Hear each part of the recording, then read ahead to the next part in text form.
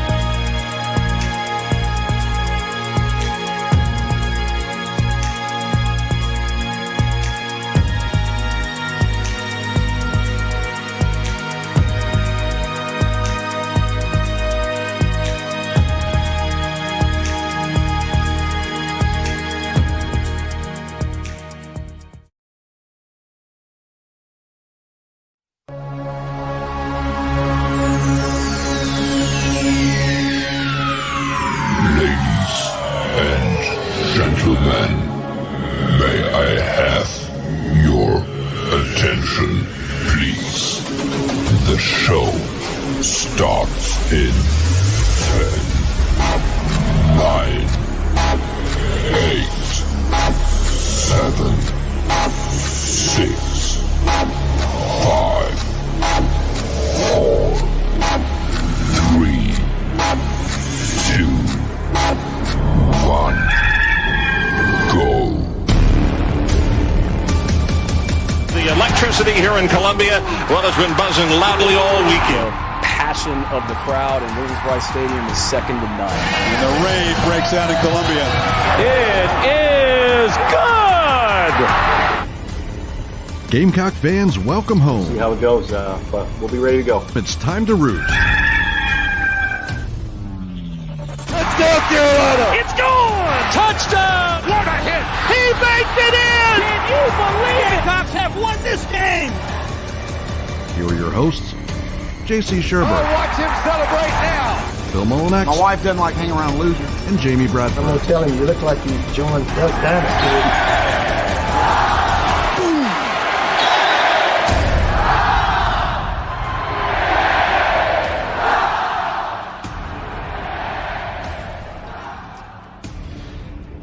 Open. It is. Greetings and good morning. Finally, it has arrived. College baseball is back, not only in the state of South Carolina, but all across the country. Inside the Gamecocks, the show live from our Signorama studios, and of course, very proudly presented by Express Sunrooms. The Nana Sports chat box is open and active as always, and we hope that you will continue to be in there throughout the next couple of hours. Signorama is the preferred sign partner of Gamecock Athletics, and if you're headed down to Founders Park today, you'll see their work everywhere. So if you need something when it comes to signage, whether it's for your home, your work, your car, whatever it may be, that's who you go to. That's who the Gamecocks go to. 803-407-9284, Signorama.com. Gamecock owned and operated. All right. JC, Phil, and me, JB, will be here till 1, as I mentioned, but we'll be joined by a host of people much more talented, at least than I am. I won't speak for the two of you. Every single one of these individuals today, unless I'm unaware of something to do with John Whittle, except him, all heard their name called at one point in time in the Major League Baseball draft. and every single one of them were unbelievable at the University of South Carolina in Gamecock garnet and black. Blake Cooper, Drew Meyer, Scott Wingo, Kip Bouknight, Justin Smoak, and former left-hander Matt Campbell will all be on our program. We'll tee it up in just a moment with Blake Cooper. John will step in as it is opening day, and he is the leading baseball guy for the Big Spur, and so certainly looking forward to getting his thoughts. His preview is also out for the season. I think John's got him going 38-18 this year. That's on the BigSpur.com. Before we get Blake in here, though, JC, Phil, finally, it has arrived. I hope everybody will stick around. 12 o'clock, kind of a special tip of the cap to Gamecock baseball that you'll probably all enjoy, and we'll all enjoy, hopefully, a great season together. I would hope so, but I'm a little worried because I invited John in because I knew he was our local soccer expert. I may have our days mixed up here. Hold on. Yeah. John is very good at covering soccer, also basketball, football, jack of all trades, but certainly what he does in baseball is special. I mean, he provides everything from recruiting to personnel, the whole 9 yards, in baseball. So certainly he's worked with us for a long time, and it wouldn't be I think it'd still be a pretty good lineup, but he's an important part of this lineup today, and certainly looking forward to catching up with everybody else as well. No doubt about it. No doubt about it. Again, all those guys will be joining us throughout the morning and early afternoon. Yeah, we see you, Cam. Justin is a good man, and you'll enjoy that conversation. A couple of stories in there about Coach Tanner that I think we'll all enjoy. This guy's got a lot of stories about Coach Tanner as well. He's the pitching coach of the Citadel Bulldogs now here in the Low Country. He's a former right-hander. He is a national champion, and he is much more than that, including dad and husband these days. Blake Cooper, a career 34-game winner for the Gamecocks, fifth all-time with 13 wins in a single season. That was in 2010. Fourth all-time in wins overall with 34. Second all-time in starts. Second all-time in innings pitched. He's a 2010 All-American, a 2007 freshman All-American, and he's a 2010 12th-round draft pick. And, Blake, if you get mad at me for missing something, that's fine. We'll deal with it off the air, but I did everything I could to get all the highlights in for you. What's up, dude? How's it going? I appreciate that. That's, it's hard to really think about all the things that you've done in your career, but I appreciate you recognizing those. Blake's on his way to Wendy's right now for a pregame meal, it looks like. Sure, this is a Wendy's. I wish there was a Wendy's close by, but I'm actually sitting in the parking lot getting ready to head out for stretch. If I know Blake well enough, he's probably actually out there about to throw a line or two into the river before he jumps back into the ballpark. That was early this morning before our first meeting. Yeah. There you go.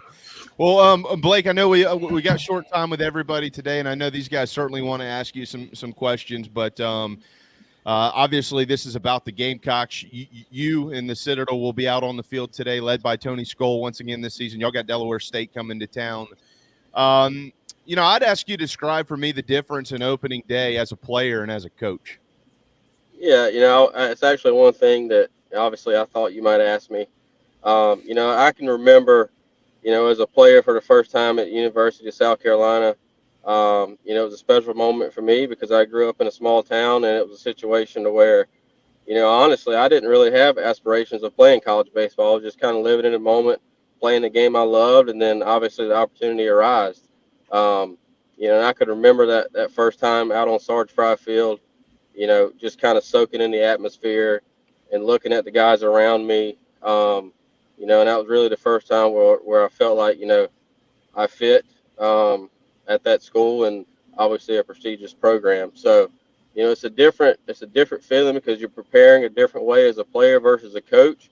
As a player, you're more worried about, how can you develop yourself and get better and help the team? Whereas the coach, for me, I'm trying to navigate, 20 different pitchers and try to make sure they're prepared. And the biggest thing as a coach is, a lot of things as a coach, but you want to be able to get your players to understand it as much as you do. So, and as much as you think they know, they don't know half as much as what you think they do. So you got to really try to prepare them as best as you can. And I think that, this year is probably the first time where I feel like, we've got everything covered. We've got the pieces to do really good things, and it's time for those guys just to go out and play. Blake, Will Sanders takes the mound for the Gamecocks today, and of course you have your starting pitcher down there at Citadel. Just as a player thinking back, what's the mindset? And opening day seems to be just a little bit more special, maybe than opening just a normal 3-game set. I mean, it's a long off season, and what's kind of the mindset right here in this moment for all the starting pitchers around college baseball? Yeah, it's definitely a different experience.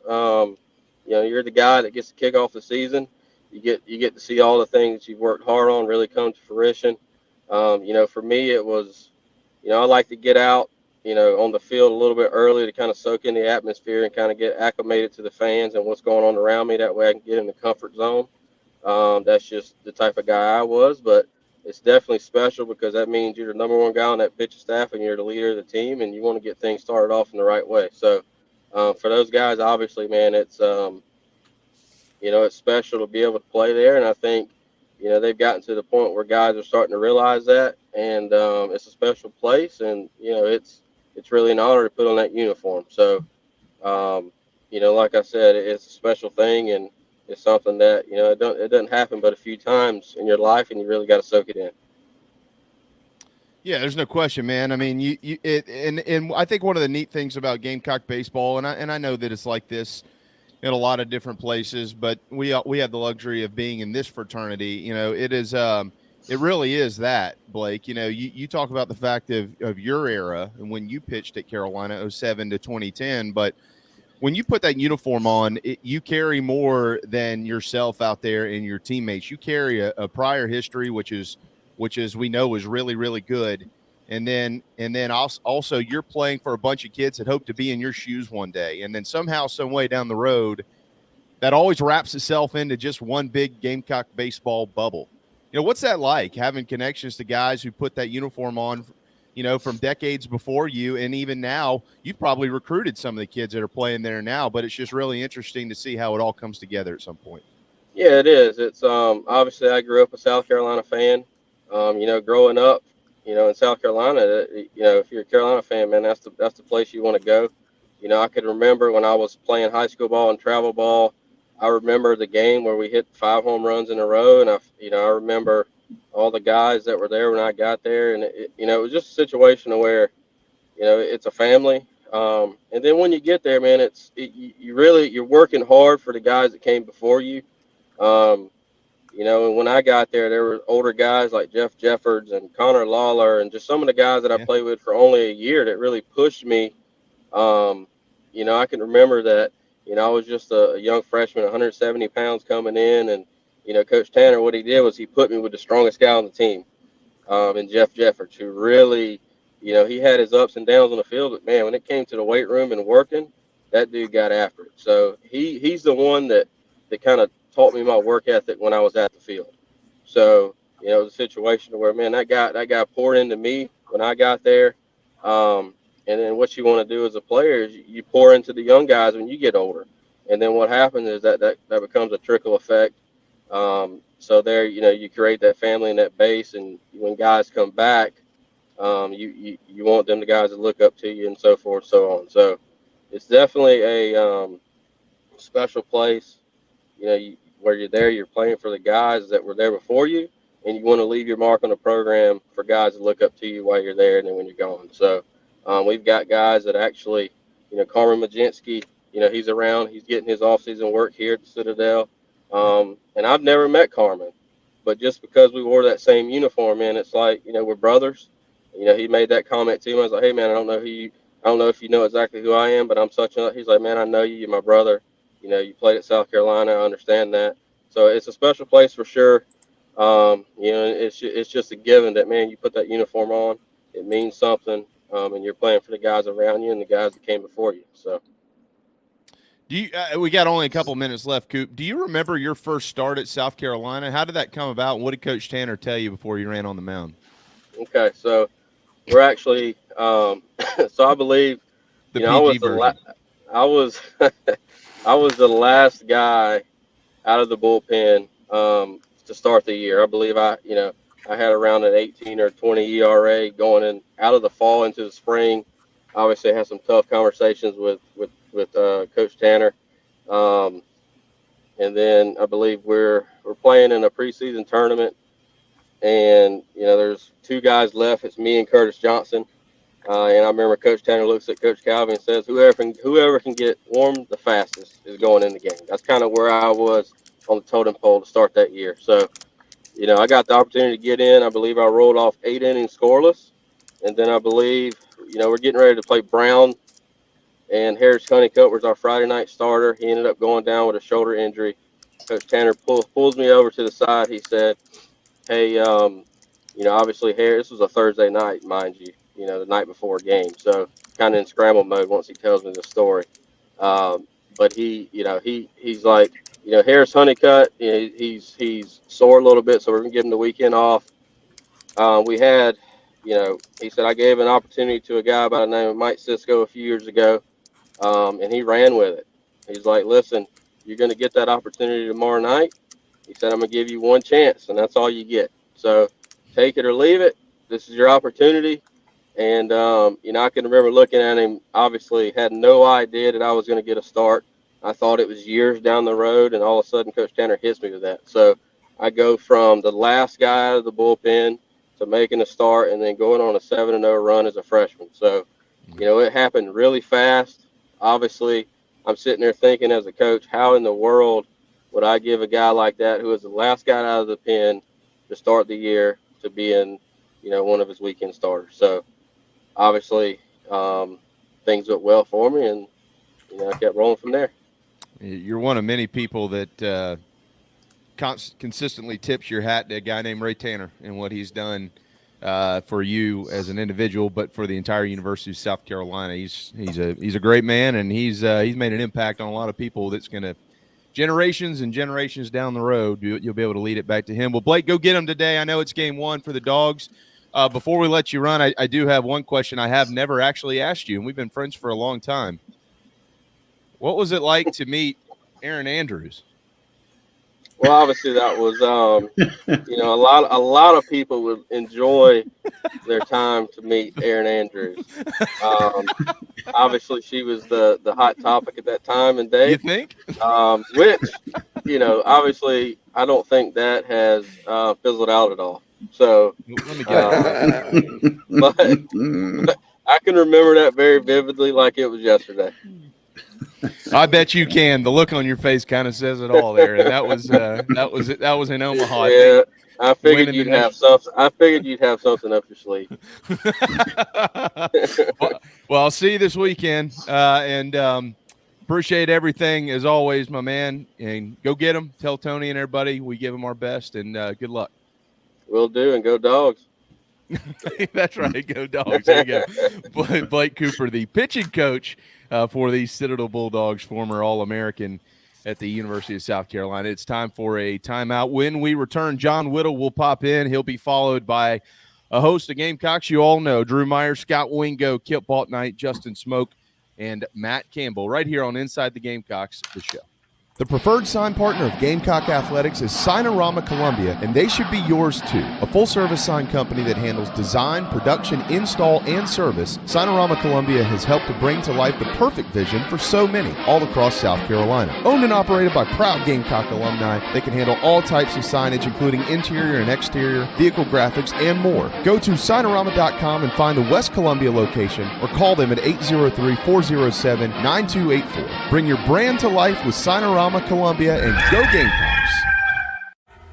Are you looking to buy a new home? Kevin O'Connell with Union Home Mortgage is a local mortgage expert and Gamecocks fan servicing North and South Carolina. Whether you're buying a home, building your dream home with new construction, or turning your equity into cash, UHM's world-class service will ensure you find the perfect mortgage to achieve your home ownership goals. Call Kevin at 803-906-0244 or visit UHM.com today. Union Home Mortgage is an equal housing lender. member. NMLS 2229, LONMLS 1772182. Gamecock Nation, JB here, and I'm here to tell you about my new favorite painting company, A Couple of Painters. These guys are the best. Gamecock fans and excellent painters, and by far the best and easiest quote I've received. They're licensed in both South Carolina and Georgia. They offer 10% off for military, repeat customers, or if you heard it on the show, commercial and residential painting, deck, fence, and cabin staining, cabinet and furniture refinishing. They'll even remove popcorn ceilings and wallpaper, and they offer pressure washing. Find them on Facebook or call 803-522-6832. A Couple of Painters, proud partners of Inside the Gamecocks, the show. Man, are you sick and tired of your business computer guy? Yes, he takes forever to call me back and doesn't always respond to the requests. Yeah, same here. I'm paying him good money. I constantly have issues, and I'm worried he's not backing up my network and securing it properly. Oh, I feel that, man. My head hurts, but I have a good lead on a good idea. I'm calling your boy Matthew Odom today from Heritage Digital. Heritage Digital is an IT firm that specializes in making sure your IT network runs like a dream. If you have 1 or 500 employees, it doesn't matter. They do it all for one monthly fee and have clients from South Carolina all the way to California.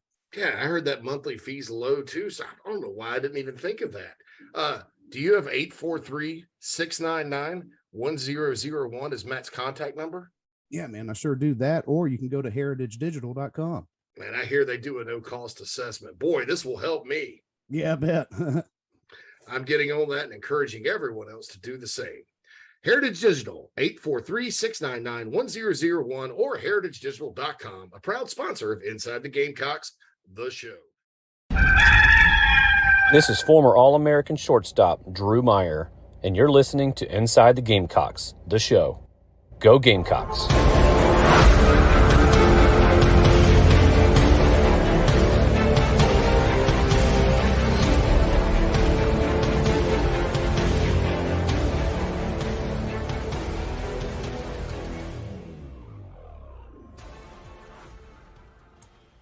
Welcome back to Inside the Gamecocks, the show, everybody. Presented to you by Express Zone Rooms of Columbia. And don't forget, the first hour of the show is sponsored by Cindy Searfoss and the Coldwell Banker Kane Realty team here in the Upstate. Give Cindy a call, 864-414-5271 for your Upstate residential real estate needs. And as we burn up the McKellar Enterprises guest line today, we are joined by none other than the Big Spur's John Whittle. John, 38-18. I mean, you know, credibility be damned. You couldn't have found 2 more wins in there, man. No, I think by most folks' predictions, I'm pretty optimistic. So I'm not sure I can get to 40 in the regular season, but throw in the SEC tournament, maybe. Yeah, right. Oh, you're hanging SEC too long in the tournament. SEC tournament. Wait a minute now. Called a Hoover. I would. I don't care if they win 50 in the regular season. I don't think I would go more than 1.5 as the over-under in Hoover. With the way things go down there sometimes, man. But you never know. It's a funny game. Well, first of all, John, I mean, is it going to rain or not? I just saw your post on the Big Spur, so I know the answer to this question. But we've been getting questions in the Nana Sports chat box. Give us a weather update. Let me pull up my weather app since apparently other folks can't do that. Let's see. Scrolling down today, 12 p.m., 40% chance, 1 p.m., 40% chance. Everything else is fine. Okay. So we may get some lunchtime sprinkles, but by 4 p.m. first pitch, everything should be all good. Well, and if not, you just push it back because it's a 4 o'clock first pitch. And then what happens, John, every year on opening day? Rain and cold, baby. Here it comes. There we go. There we go. So it'll be a little damp out there, I guess, but we'll be okay. Obviously, one of the big questions, you know, I think everybody knows the pitching staff's going to be pretty solid this year, but the hitting, give us some guys to kind of look out for. I know we had Monty Leon, we had Coach Kingston on. They both mentioned Carson Hornig. I think it's I always kind of like to see where guys are from. He's from Kansas, of all places. You know, and it looks like he's going to be kind of toward the top of the order. You know, Braylon Wimmer, but kind of take us through some guys to kind of keep an eye on, since it is kind of a new-ish looking lineup compared to last year. Yeah, I mean, you hit on the guy who I think is probably the best bat overall on the team. Carson Hornick, very professional demeanor at the plate, has great pitch recognition, great feel for the strike zone, comfortable in hitting in any count, has some juice as well. Like I would love to see him hitting in the 3-hole at some point, but right now there's just not a guy on the roster who is capable of hitting leadoff apart from him. So I think that's where he'll start opening day and think he can be certainly very successful there. Braylon Wimmer didn't have a great fall, had a really nice preseason offensively, hit .312 last year. Overall, one of the top leading returning hitters in the Southeastern Conference from last year. Overall, really good player there. I think he'll lead the team in doubles. He's got sneaky good power. Really like him, obviously. A couple of the new guys I guess you should watch for are Gavin Casas and Caleb Denny. Caleb is a little bit like Carson Hornick in that he'll give you a good at bat and can has a little bit of juice. He'll hit some doubles, but I expect to have a high on base percentage and high batting average too. So Gavin's more of a home run strikeout guy. It wouldn't surprise me a bit if he's got 60 strikeouts this year, but it also wouldn't surprise me if he's got 18 home runs either. So you kind of live with that when you can get that kind of power. So those are a few of the guys I look at and a few of the traits about them too. John, the 2012 team hit .265 that year and played in the College World Series finals. The 2022 team hit .263 and finished a game under 500. It's about when you hit sometimes more than how much you actually hit. But the difference in those two teams is pitching. And that's been the emphasis for a while. And you're the best out there at covering Carolina baseball. Kind of describe it through your eyes and how this pitching staff has seemingly revamped itself coming into this season as opposed to what we saw last year and even maybe a little bit prior to that. JB, first of all, if I agree with your statement there on the batting averages, one thing we should remember about that 12 season in general is they were just coming off of switching into new bats as well. So bat manufacturers were still kind of figuring it out. We saw down batting averages everywhere, from 2011, 2012, 13, 14, and it's gotten better. But the point's well made. Pitching is certainly a great key to being very successful deep in the year, and being hot at the right time is certainly very helpful offensively. I've always kind of thought, once you make it into the postseason, if you're a hot team and you can start feeding off some of that momentum, you can do a lot of great things. But South Carolina's pitching staff is certainly something that's going to carry them throughout a lot of this season.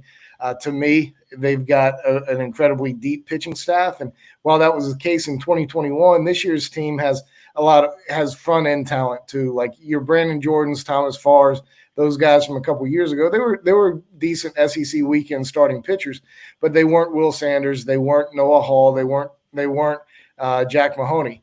South Carolina's got 3 frontline guys in the weekend rotation, and certainly could as well if you threw in a Eli Jersenbeck or a James Hicks was a weekend starter last year, and he hadn't really even been in the conversation. So there's a lot of depth there. I feel like South Carolina's got some great starting options behind the top 3. It's going to be kind of a matter of seeing how things shake out in the bullpen and which of those guys who really could be starters can develop into those bullpen late inning kind of guys. Either one. John, lots of questions about who the closer is going to be. Does it matter? Eventually, yes. Right now, not really. I think Cade Austin going into this thing is a guy who, if South Carolina's up 2 runs going into the top of the 9th inning today, I think Cade Austin probably comes out and gets the ball. He did it last year coming out of the bullpen and was very successful, not necessarily in a closer type situation, but I think he could be the guy, either him or Matthew Becker. Both of those guys have late game credentials from last year, but that's going to evolve over time. Like Austin's a bullpen guy, but Becker is a guy who they've been looking at as a starter. Eli Jersenbeck's a guy they've been looking at as a starter. James Hicks. I know I'm leaving a guy or 2 out from there too, but those guys are not necessarily 9th inning closer type guys, but they could be.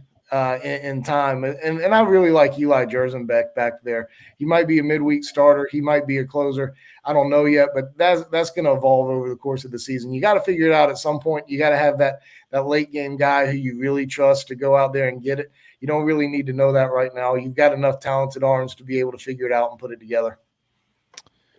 John Whittle, and again, I said this, and I mean it. I've told you this before. I think you're the best that covers Carolina baseball.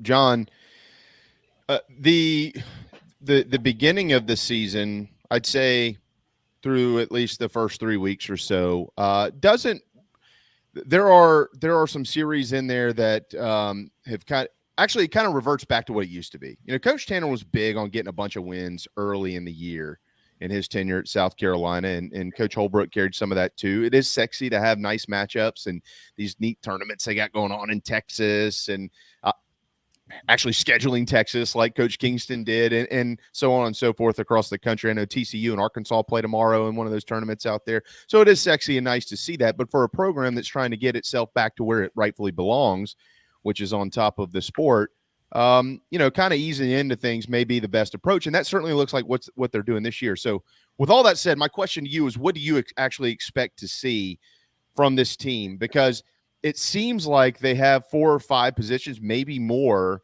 that I'm not going to really say are up in the air, but they have multiple options, and they just kind of need to see it and feel it out there once live bullets are coming.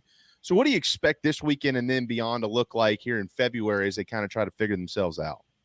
Yeah, you've got 8 games in 10 days to start this thing, and that's a lot. So you're gonna be rotating a few guys. There are some guys you want to look at in different spots.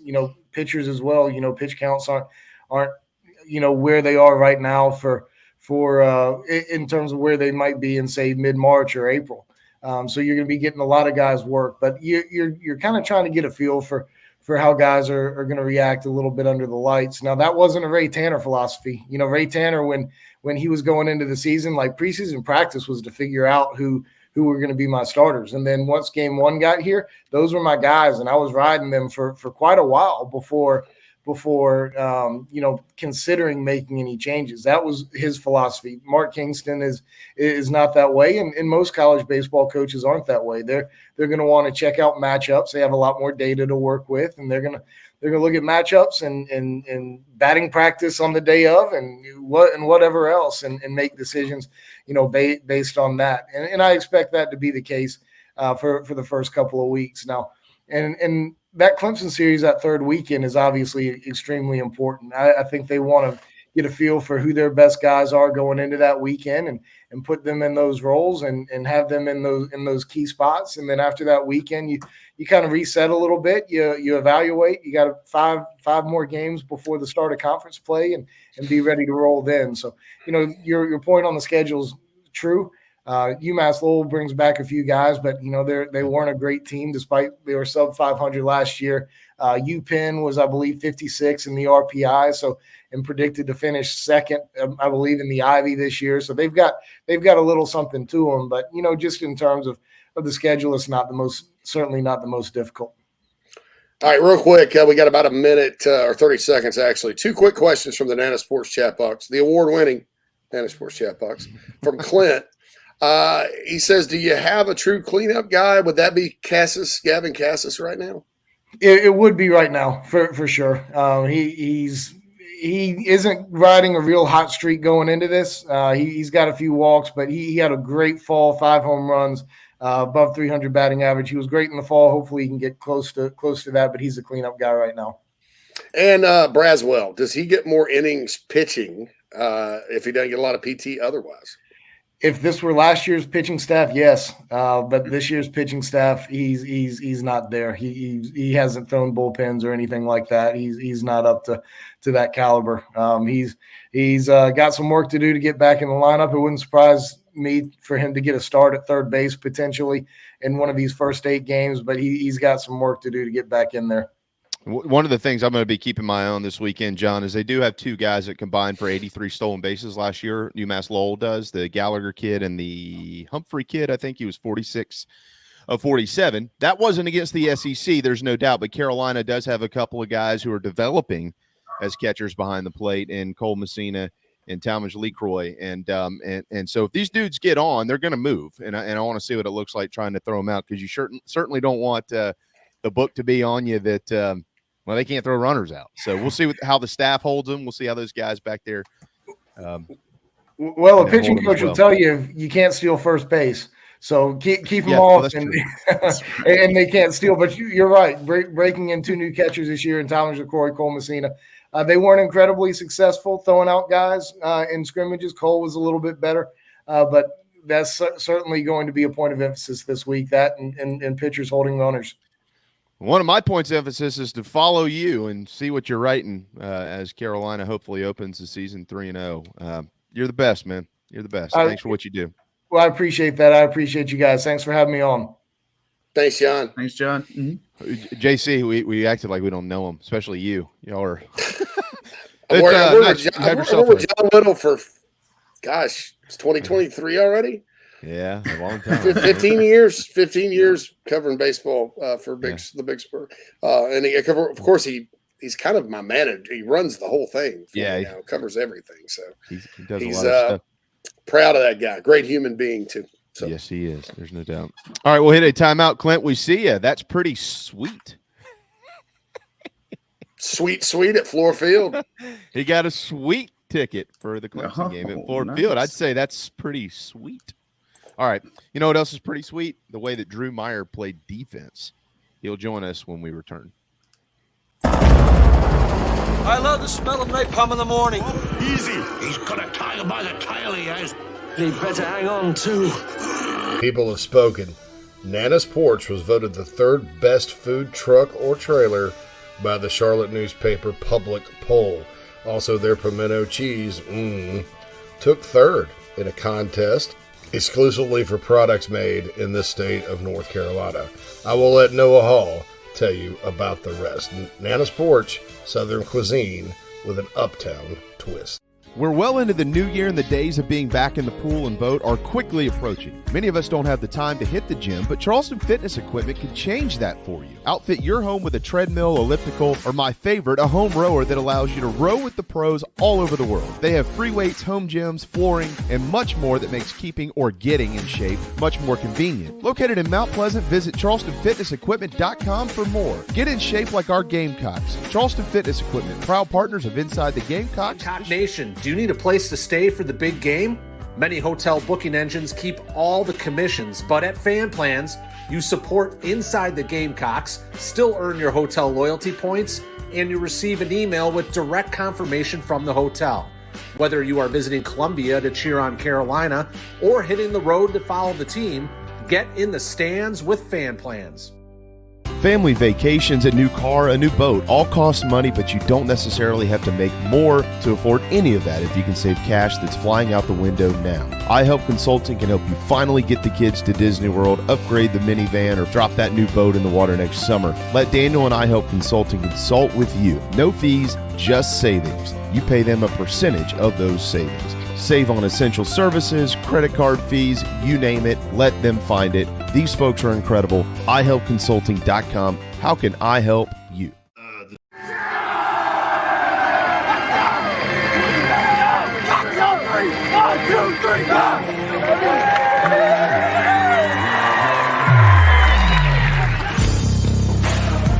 It's on! With a diving, another long ball. It is gone. Andrew Eichner is going to walk it off. A no-doubter for Disher. 3-run shot by Christian Walker with 2 outs. And South Carolina wins. And they're still alive.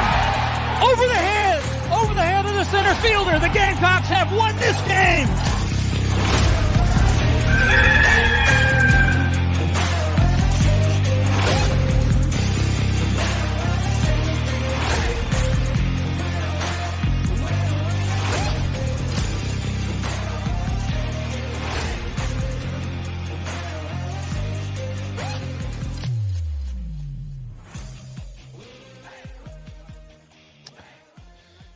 $11:39 on opening day, February the 17th, as the rain kind of eases its way through the state of South Carolina.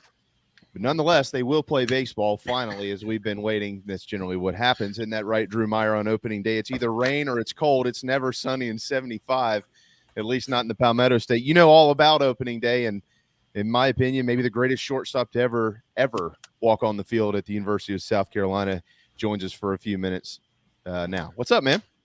Oh, just getting ready. You know, it's hard to believe it's opening day already. It's I'm with you. The cold weather, rain.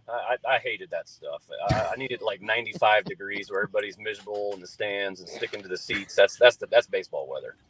Yeah, that's right. Yeah, baseball weather. And back then, when you played, you couldn't just walk up and grab a beer like you can now. These days it's a little more pleasurable to go watch a game. I was just talking to a buddy about that Joe Riley Park. I think Seawee's going on this week too. He said, "You think it's gonna be crowded down there at Joe Riley Park trying to get into the Citadel game?" I said, "I don't know, but once you get in there, at least you can have a beer." That's true. We're gonna go down on Sunday if you're going or if you want to go. Got a lot going on, but we shall see. Okay, all right. Well, that sounds good. All right, Drew. Well, first and foremost, before we get to the Gamecocks, I was talking to you yesterday, and I wanted to make sure that we get this in because, you know, now you're coaching your son Hudson now in baseball. He is wait a second, Drew. 23. What's he, a 2030 prospect? He's already on the radar. You've already talked to Monty about him, right? I don't even know is that what he would be? 2030? I have no idea what class that would be. 2031, maybe. Oh, Yeah, right now he's in 4th grade trying to learn some social studies. So we'll focus on that part right now. But you are coaching him now. You have coached, of course, since you played, and you were on staff at South Carolina.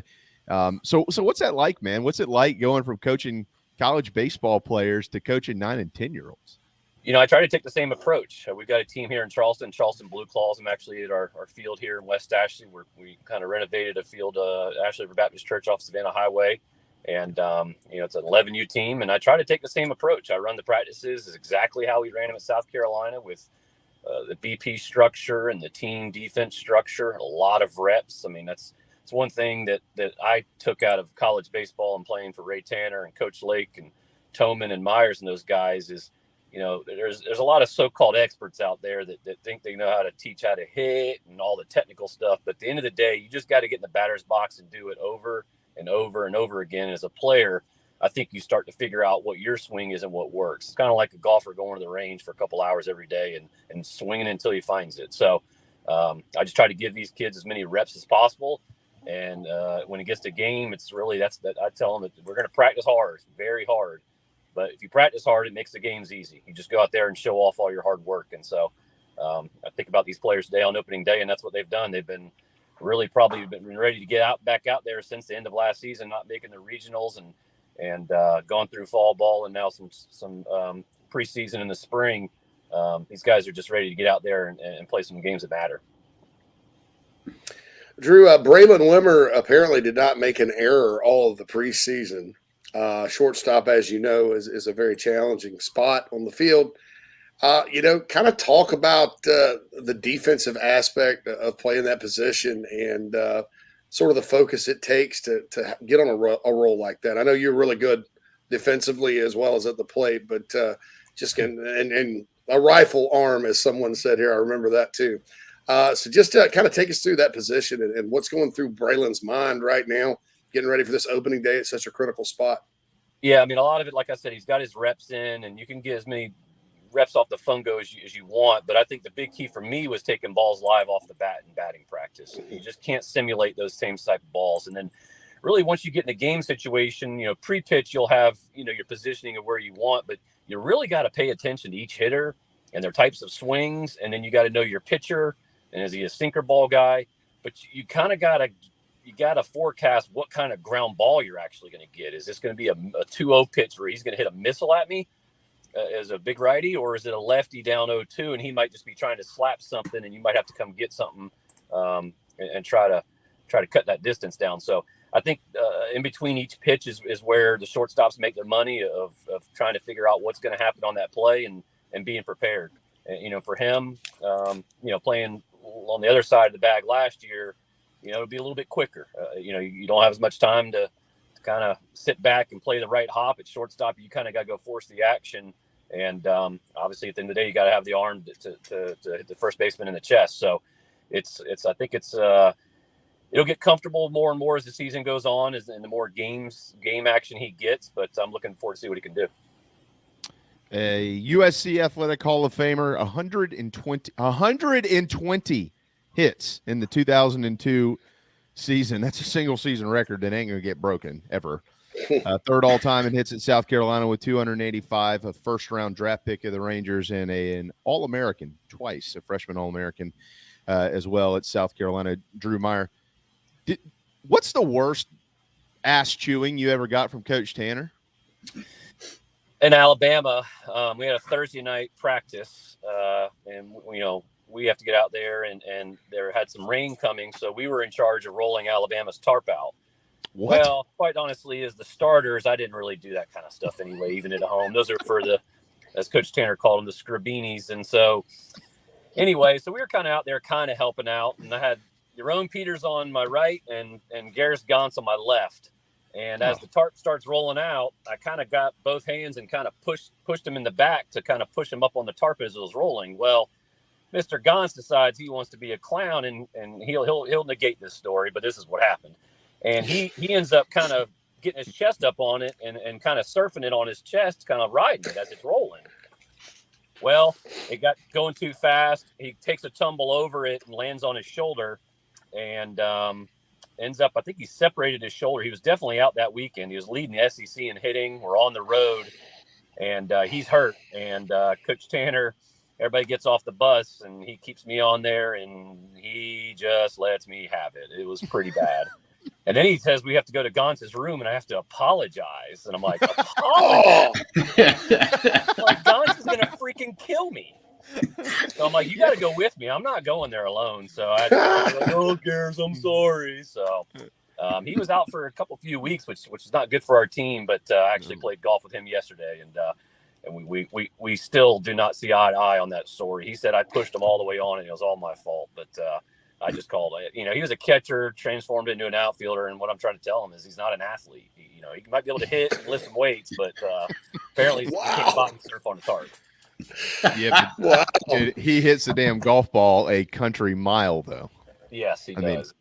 It's kind of hard golfing with him sometimes because, a lot of times you just start emulating somebody else's swing, and you start swinging harder, and you realize, look, I just can't hit it 300 yards like you do. But I do also tell him, at least you're playing golf the same side that you played baseball with. I was a lefty hitter in baseball, but I golf righty, so that's my excuse for not being able to keep up with them. Dude, who hit it further, him or your own? That's tough. I don't know. They could really get into some baseballs. At the old Sarge Fry, we had that softball field out and left. So really, once it left our wall, we never really got to see where it landed. But it'd been interesting taking BP and Founders Park and seeing how high up in the bleachers they could hit. But oh my God, yeah, we could put on a show. In fact, when we played Miami in the Super Regionals in 2002, they had a starter named Kiki Bangachea. And he was the fifth or sixth round pick with the Rangers that year, the same year I got drafted. And he later told me we were roommates in pro ball. On the Thursday night when they do all the media stuff and the press conferences, Coach Tanner purposely has Group 4 just hit bombs just to scare the other team. He said they were stretching on the softball team and having to avoid ball after ball leaving the baseball field. And then he had to walk through the concourse and was watching the action. And he straight up told me, he said, I knew we were going to get crushed before we even took the field. He's like, I've never seen anything like that. So, there's some mind games going on in BP with Coach Tanner and how he used to just throw the donkeys in Group 4 and throw them right down the middle and say hit it as far as you can. So it's hard to say who could hit it farther between Gauntz and your own, but they could sure crush the ball.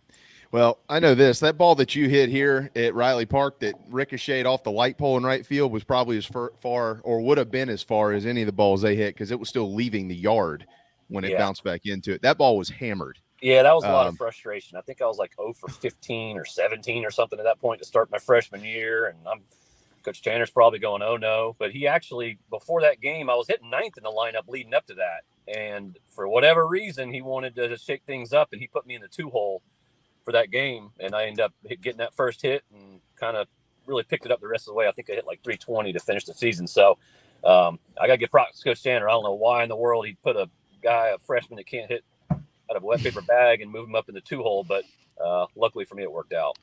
Yeah, it kind of worked out. You only had 285 of them at South Carolina before you went into into pro ball. Well, Drew, we'll let you run. We got Scott Wingo waiting in the wings here, and we all know he's got a game to coach today. But quick final word to Gamecock fans, and what would you say to the team if you could address them before they ran out on the field today, especially the guys who've never put that uniform on? Go full speed, man. Beat the crap out of everybody you play. I mean, that when we played these early season games, pad some stats, steal some bases, like get those numbers up and beat some teams 15-0. Because what that does is it enables those bench guys maybe that aren't starters. It lets you empty out that dugout and lets everybody in on the action and fun. And that really gets the locker room rocking and everybody's enjoying it, as opposed to a 2-1 little close game where everybody's on edge and guys don't get as much action. I think you push it to the limit and you score as many runs as you possibly can. Don't let up. Love that advice. JC, you hear that? Put the pedal to the metal, man. Love it. So that's what this program's all about, man. That's what this program's all about. So. Always good to catch up with you, bud. Thanks for everything. I know you'll be pulling the Gamecocks through this weekend and all season. We'll get you back on here pretty soon, okay? Awesome, guys. I appreciate it. Y'all doing a great job. Thanks, man. There you go, Drew Meyer, former first-rounder and All-American at South Carolina. We don't have to take a break, right, Phil? No, we can go right on into Coach Wingo. Let's bring him in. Well, Coach Wingo. I know. Give a man his due. That's true. That's true. Give him, even though we can't see him. Yeah, he's probably got to cut his. Scotty, cut your camera on, and we can hear you. Just cut your camera on. Scott Wingo is a 2-time national champion, a second all-time in games played at South Carolina with 254 of those, just one behind Michael Campbell's 255. He was an 11th round draft pick of the Dodgers, the team captain in 2011, all SEC first team, the most outstanding player in the 2011 College World Series. And the one still thing not working? No, it's not working. Take the phone out of your pocket, Scott. I don't see you in there. Oh, we're on the Dell here. Intel 17. Oh yeah. Oh. you and Monty. We had Monty. Monty couldn't figure this out the other day either. What the hell is wrong with y'all? I'm rocking my Ryan Fisher shirt and all too. So I was fired up to show you guys the shirt, everything. Well, we want to see that. Phil, is it on our end, maybe? No, everything looks good on my end, unfortunately. I wish I could fix it.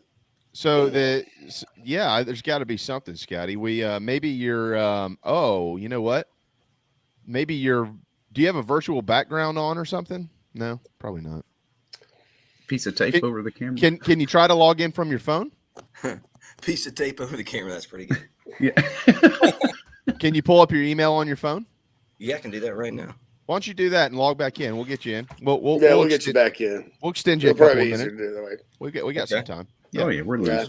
Pull it up on your phone and we'll get you right back in here. The one thing I was going to say this, JC, and I think I already saw it in the chat box, was Scott Wingo was hit by 63 pitches at South Carolina. Just like I talked about with Drew, talking about beating the crap out of people and going full speed. That's another thing about this program when it was great. I mean, you can count on South Carolina almost to the point it annoyed other teams. That was a trademark of Tanner's teams and really some of Holbrook's teams too early on. I'm thinking of the 2013 team in particular. You couldn't, you don't throw them inside, try to brush them off the plate. They're just going to stand there. They're just going to stand there. I mean, and Whit Merrifield was really good at that. Phil. Somebody mentioned Phil Disher in the chat box.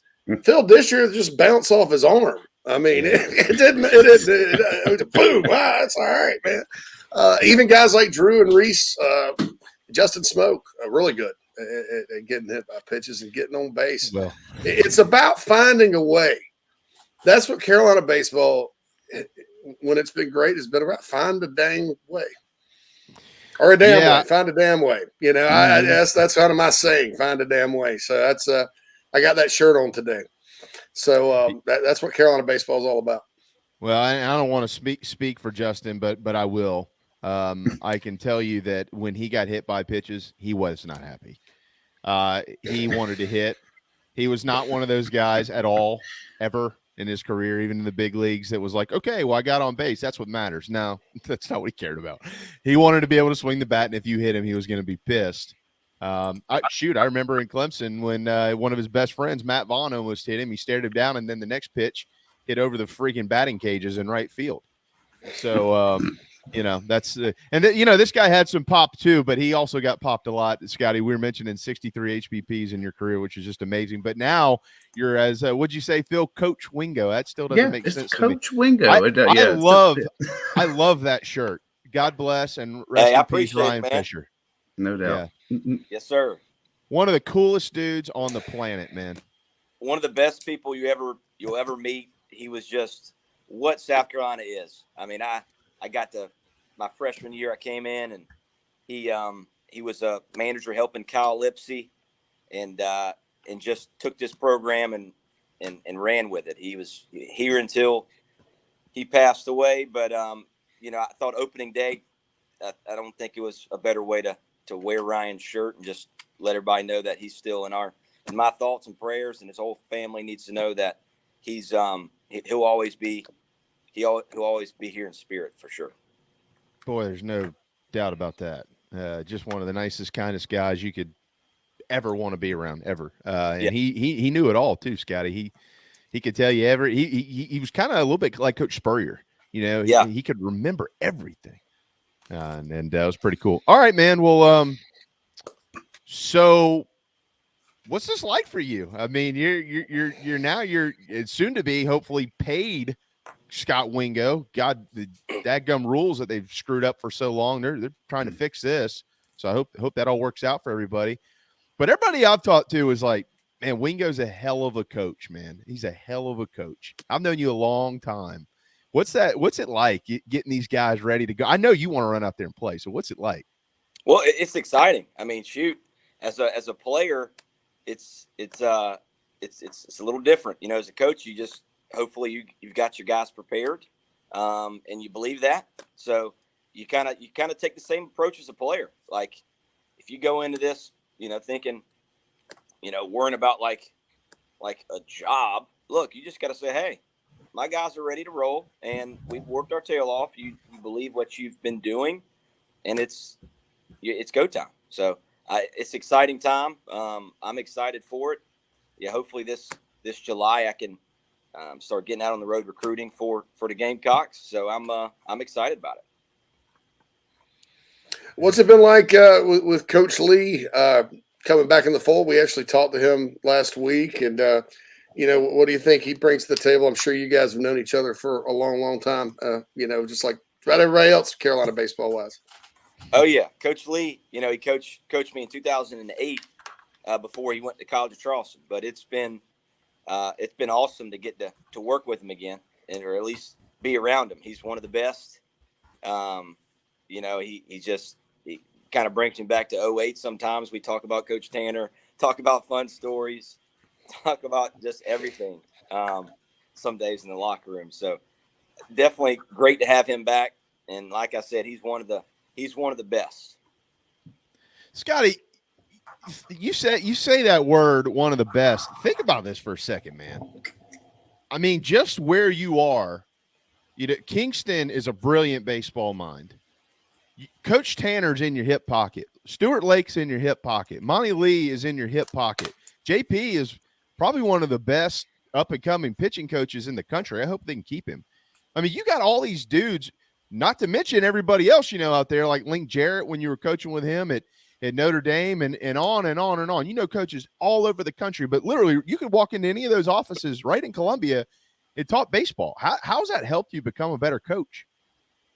You're right. You're exactly right. I think it's just, being around some great coaches, but more importantly, I feel like some great people, and I think that just my time with them, getting to just hopefully just marinate in some stuff and learn from them, and just took away a lot of things from Coach Tanner, a lot of things from Link Jarrett, and just so forth and down the line, and Coach Kingston, Monty, Justin Parker. Like, you're right, those some great coaches here. And Stuart Lake, I love talking to Coach Lake.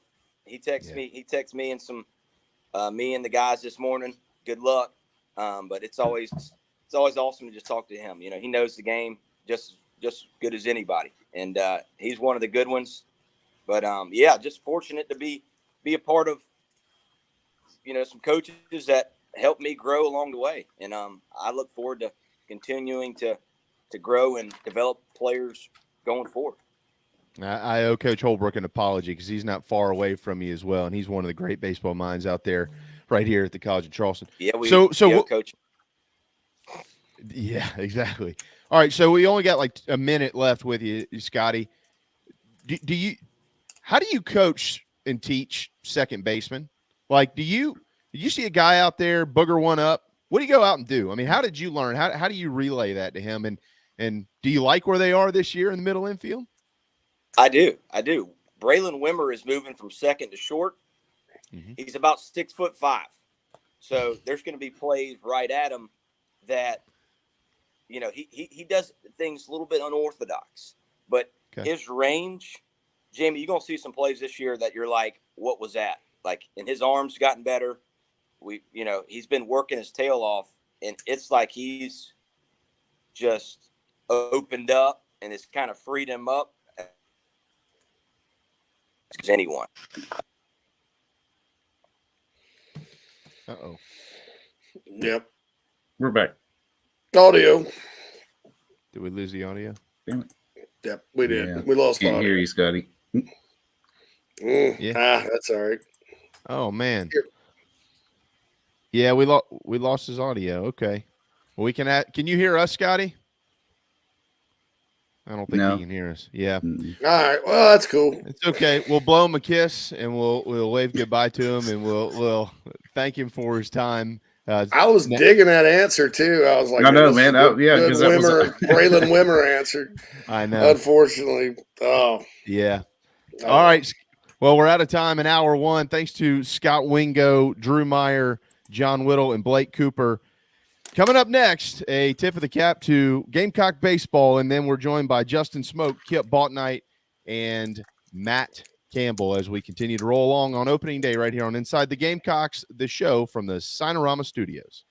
Electric Bikes of Charleston offers the most fun you'll ever have on two wheels. The home of Oventon, Velotric, Magnum Bikes, and more, they sell to consumers all across the state and offer outstanding warranties and service after the sale. Their electric bikes are equipped with 5 levels of pedal assist plus a throttle, so you can ride longer, handle the heat better, but still get great exercise. Bikes are available for all ages and sizes. Visit electricbikescharleston.com or stop into their store in Mount Pleasant if you're in the Low Country. Electric Bikes of Charleston, powering Inside the Gamecocks, the show. The real estate market has changed dramatically from just a year ago. Rates, supply, demand, all of your traditional factors are in a transition phase. That's why if you or someone you know are considering making a move in the Low Country, contact me, JB, at Coast to Coast Realty. I work with an outstanding support cast of attorneys, lenders, inspectors, insurance agents, and more, all of whom are valuable in helping find a way for you to comfortably make your real estate decision. That's right, call me, JB, your Low Country real estate broadcaster. Golfers and wannabe golfers, former Gamecock golfer Meredith Taylor is now a full-time golf instructor in the Midlands of South Carolina.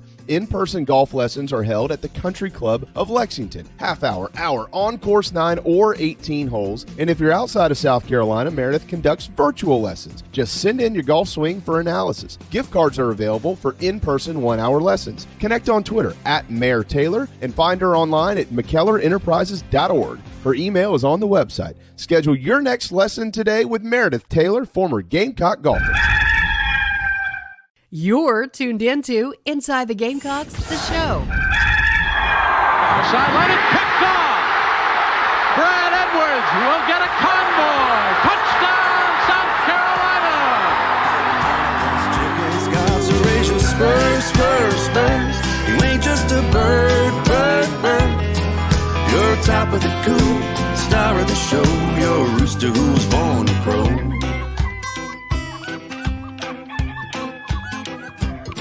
Well, I bet you wonder when you win or lost a step or two.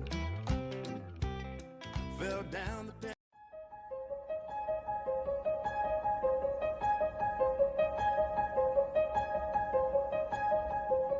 home. That is a word that has taken flight recently, with college programs all across the country using it. But is it really?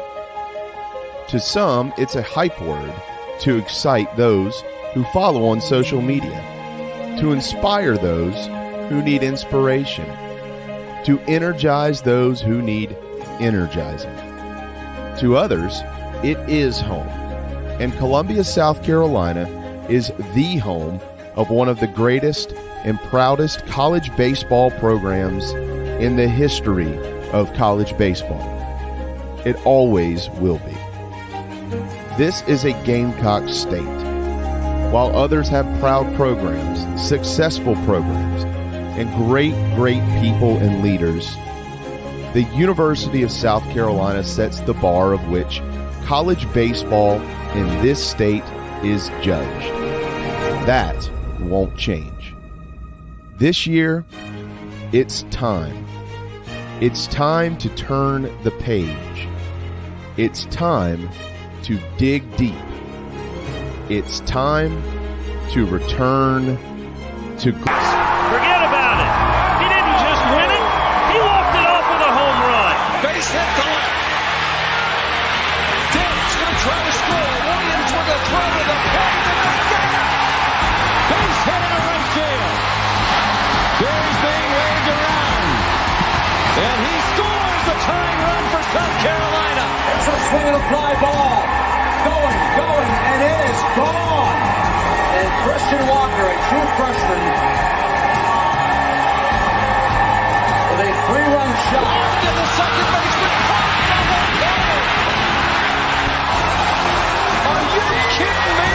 Havens hits it high and deep to right. We'll see it over. Line drive right field, base hit. South Carolina wins the College World Series.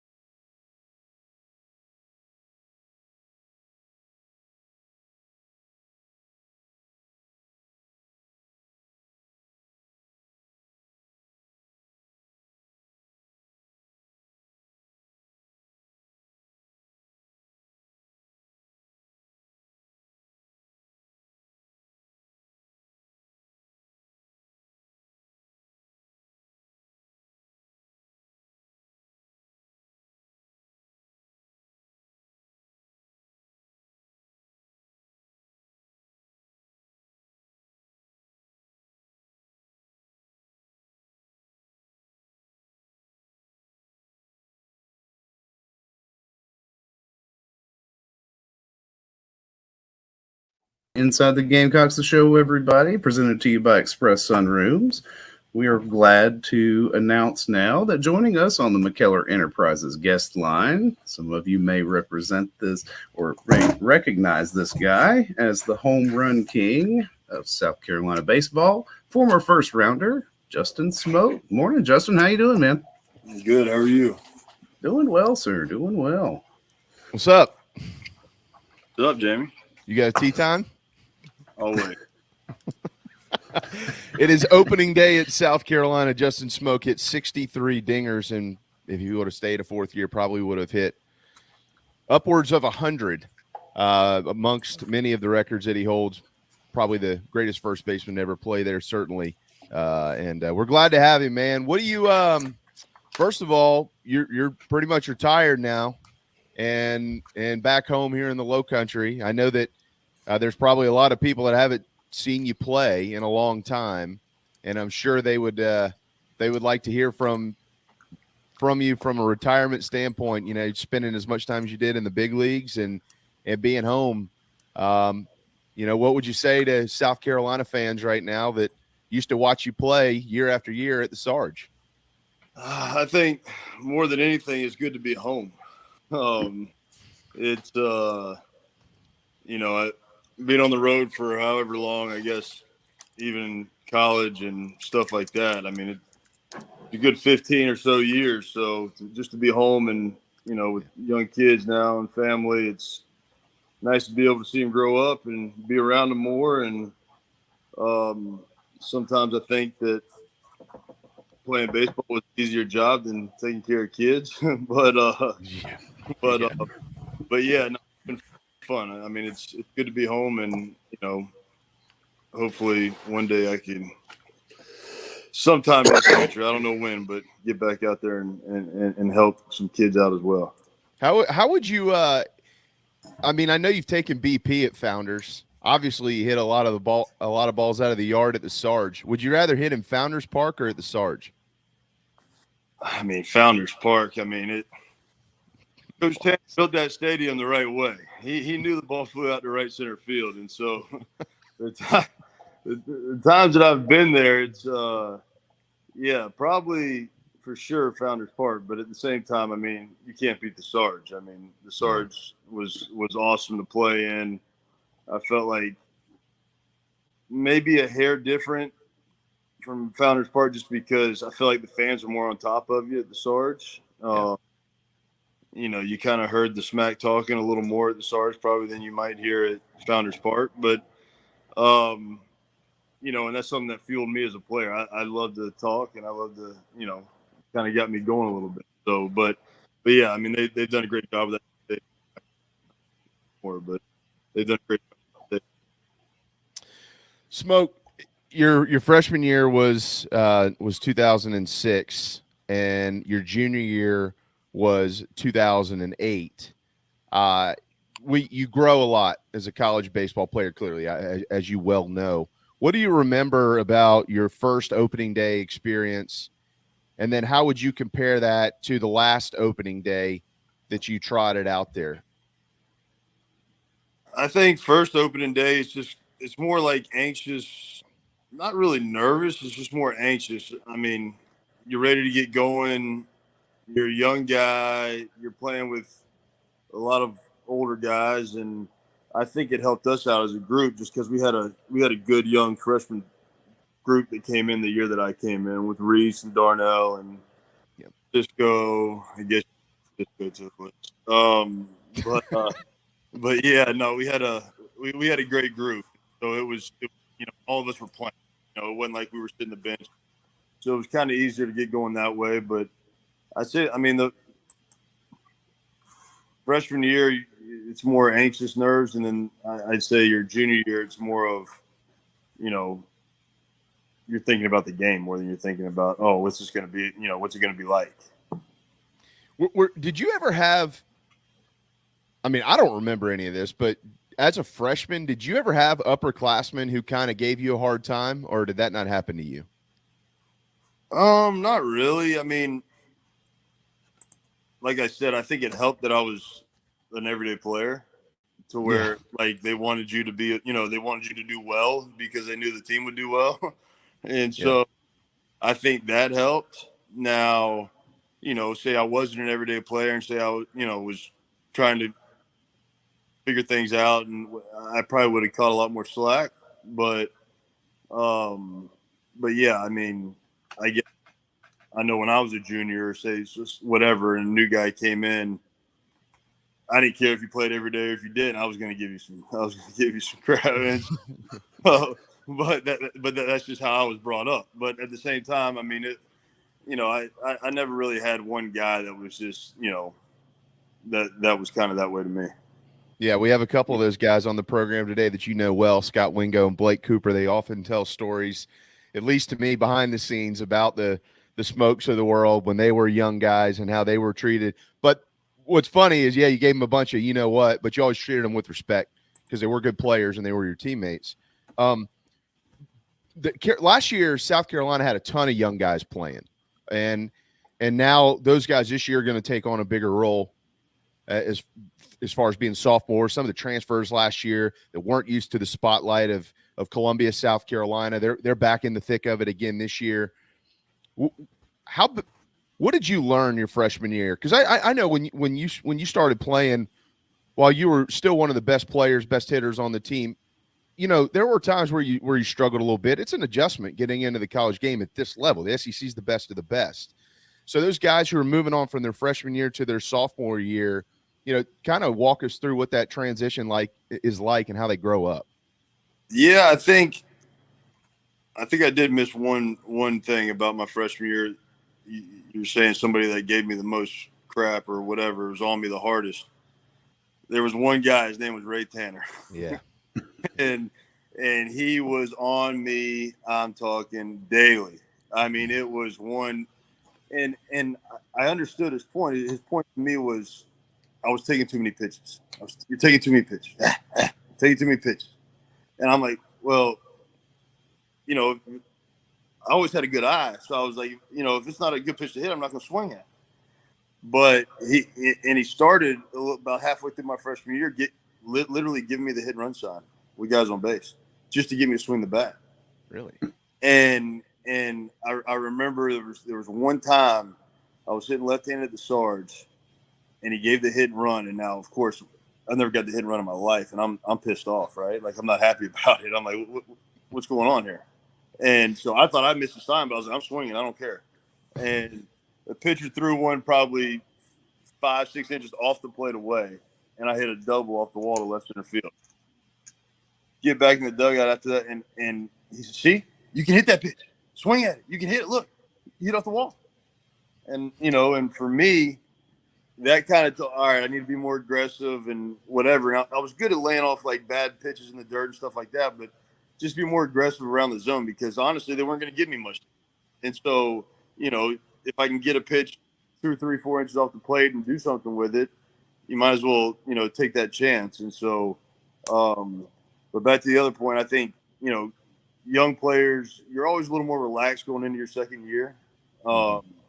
It helped me a lot going to the Cape after my freshman year and doing well in the Cape, that I knew going up to the Cape and doing well and playing against the best players in the country, I knew I was, I didn't have to prove anything. I could just go do my work, play my game, and whatever happened, happened. And, that's kind of how I went about my business. Couple quick ones. We'll let you go, man. You mentioned Coach Tanner. What's he meant to not just your career, but to your life?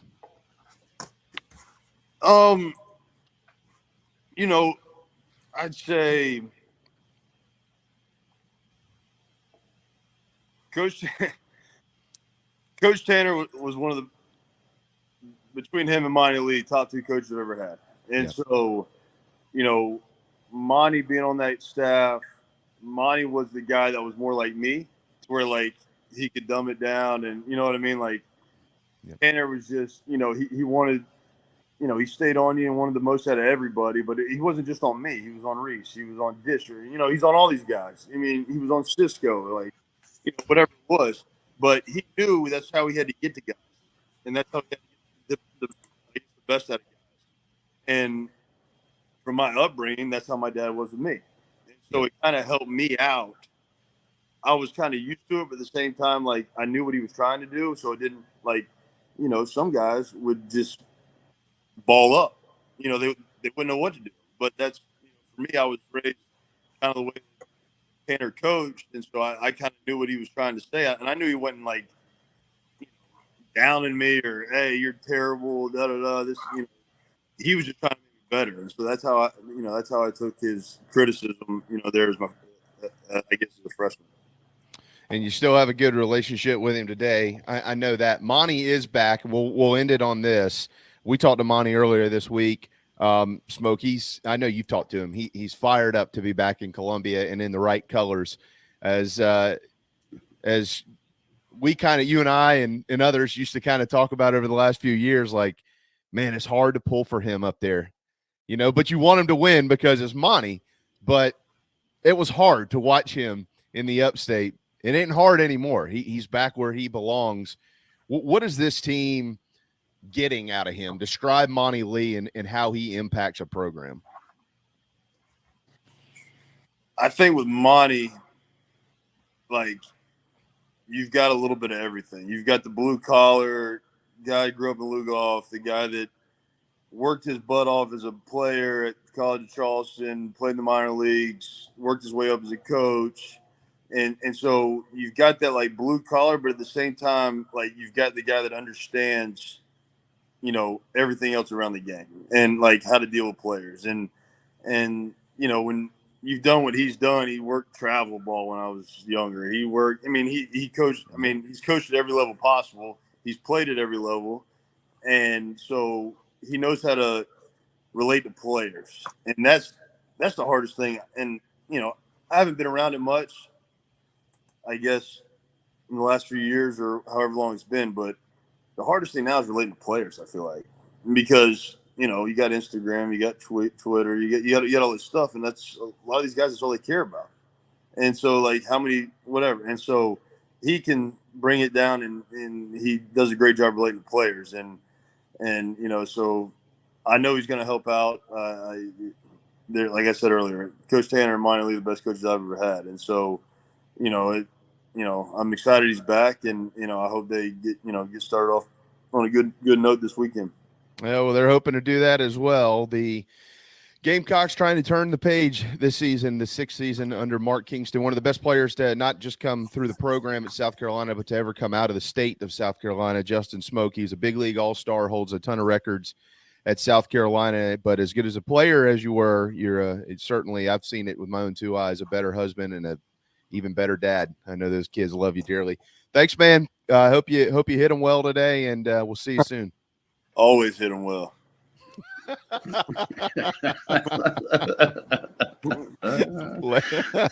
See ya. Thanks, Justin. Just as your State Farm agent combines good neighbor service with surprisingly great rates, you can combine your home, auto, life, or small business insurance with Tony Pope State Farm Insurance today. And guess what you'll get? That's right, even more good neighbor service with surprisingly great rates. In fact, Tony Pope State Farm is your go-to agent anywhere in South Carolina, North Carolina, or Georgia for the service you deserve at the price you want. So try combining your home, life, auto, and or small business insurance today. Tony Pope State Farm has been in business for more than 30 years and can handle anything you need in the tri-state area. Once again, Tony Pope State Farm will help you mix and match perfectly. Call 843-851-2222 or visit TonyPope.com today. Like a good neighbor, State Farm is there. If you're in the upstate of South Carolina and are in need of residential real estate services, Cindy Bass Searfoss of Caldwell Banker Kane is for you. Ask her about the Village at Creekside, all of her listings in my hometown of Spartanburg, South Carolina, right there on Daniel Morgan Avenue, married to a lifelong Gamecock fan. And many of our listeners have already bought homes from her and been 100% satisfied with the detail and care she uses. Cindy Searfoss, 864-414-5271, Caldwell Banker Kane in the upstate for your real estate needs. Are you looking to buy a new home? Kevin O'Connell with Union Home Mortgage is a local mortgage expert and Gamecocks fan servicing North and South Carolina. Whether you're buying a home, building your dream home with new construction, or turning your equity into cash, UHM's world-class service will ensure you find the perfect mortgage to achieve your home ownership goals. Call Kevin at 803-906-0244 or visit UHM.com today. Union Home Mortgage is an equal housing lender. NMLS 2229, LONMLS 1772182. Hey man, are you sick and tired of your business computer guy? Yes, he takes forever to call me back and doesn't always respond to the requests. Yeah, same here. I'm paying him good money. I constantly have issues. and I'm worried he's not backing up my network and securing it properly. You know what, Phil? Let's ask Stone Blanton. Hey, JC and Phil, if you want a solution to your IT problems, give Heritage Digital a call. Our boy Matt Odom has a low-cost, one-price solution that will get you running right. Call 843-699-1001 or heritagedigital.com and ask for Matt. He will hook you up today and tell them Stone sent you. This is freshman All-American, Nicky Memorial. Thompson chases it at the wall. It's gone! That ball is going to be out of here! To the warning track, leaps and makes the catch. That ball is way back. That ball is way back. That ball is way gone. And you can put Spurs on this one. So how about another for our boys of summer?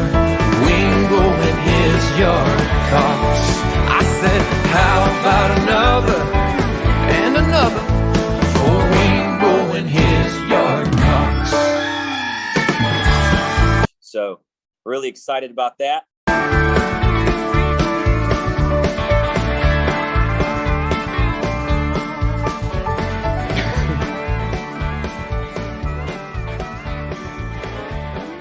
Oh my gosh.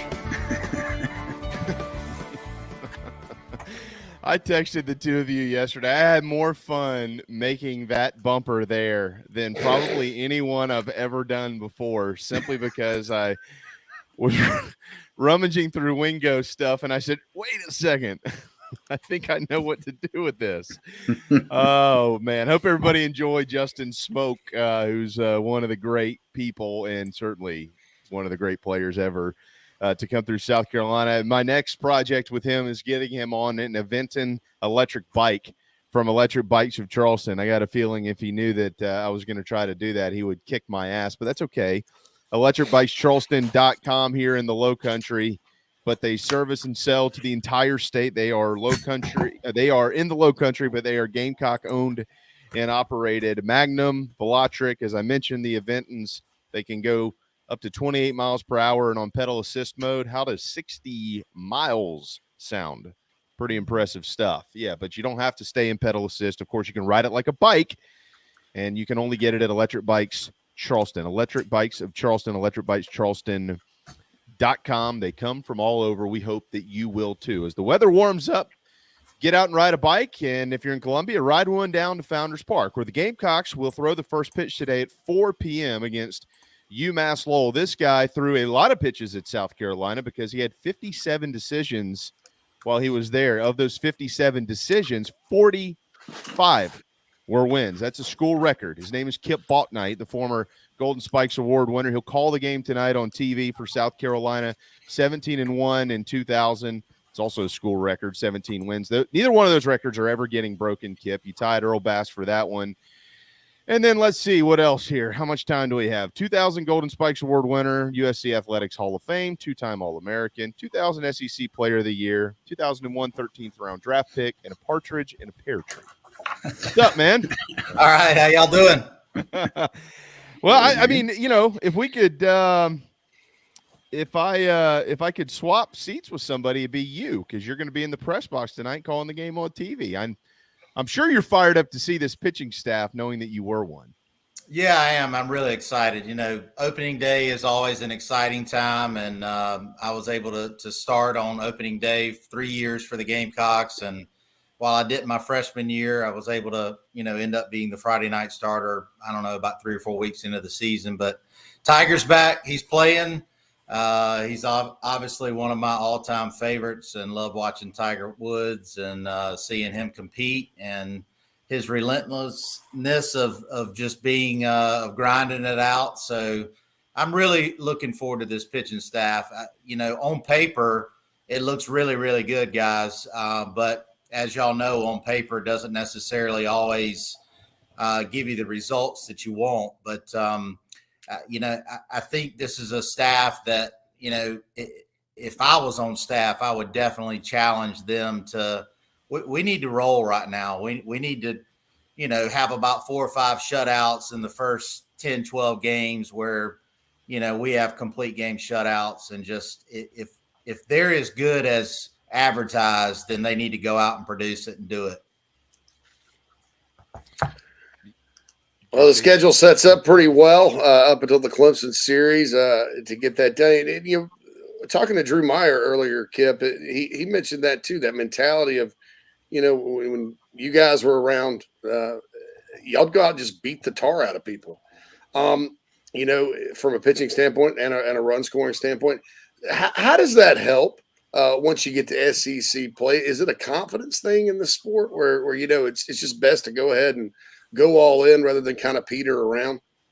Yeah, it is. I mean, to me, it's a mindset. It goes back to practices. It's the same things I'm telling my 9 and 11-year-old kids. Both of them actually take hitting lessons from Scott Wingo, and Wingo and I have gotten real tight here over the last couple of years since he's back on staff, and I just think a world of him. And obviously his mentality and mine were very, very much similar to where, you know, we would have fun in practice, but we would challenge each other. And that's what the difference, that's what I want to see this team get back to is having as much fun in practice and making it really hard and challenging yourselves, because when the lights get cut on, as you know, the talent and all of that's great. The 95, 96 is great, but unless you know how to use it and are able to handle, you know, adversity when it comes along and all of that, it's just,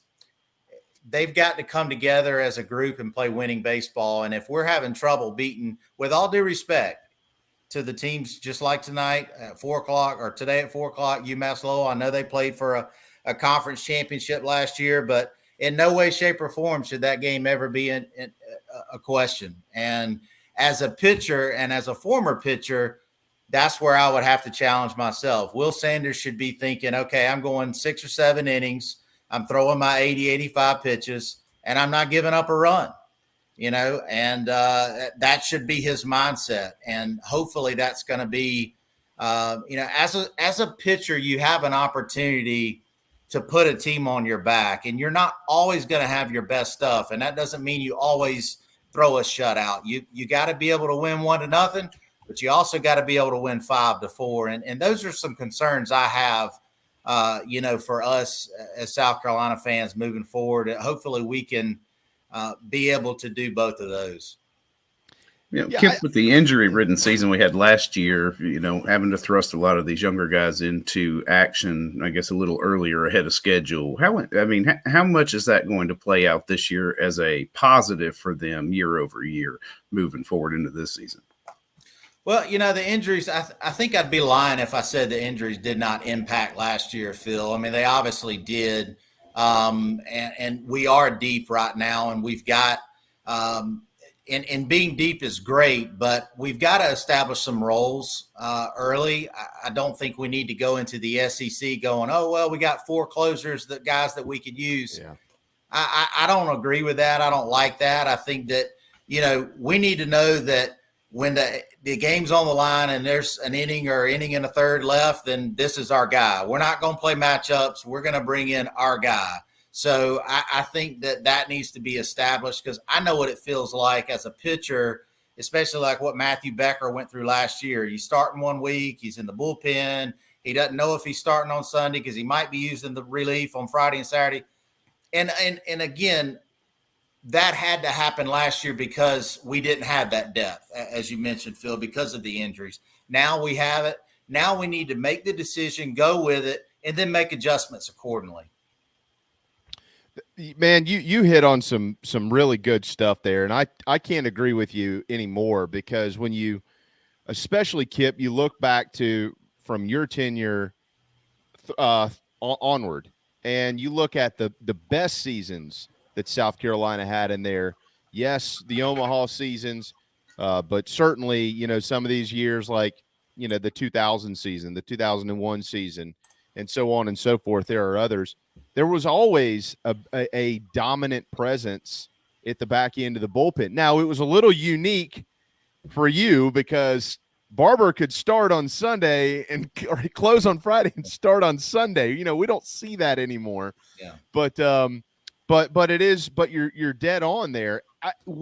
You are a starting pitcher. So from a mentality standpoint, we mentioned this yesterday, and you just mentioned it with Becker, right? So there is a whole different ball game going on upstairs when you are training yourself to start, and then when you're training yourself to come out of the pen, and when you're training yourself to be a closer out of the bullpen. Can you kind of walk us down that road and just how it's different for different dudes? Because I know you pitchers, y'all are all weirdos. Yeah, you're right. But one of the most valuable things I learned in my tenure at South Carolina was take what the game gives you. You know, Will Sanders doesn't need to go out there thinking today, okay, I'd like to go 6 innings and strike out 10 or 12 guys.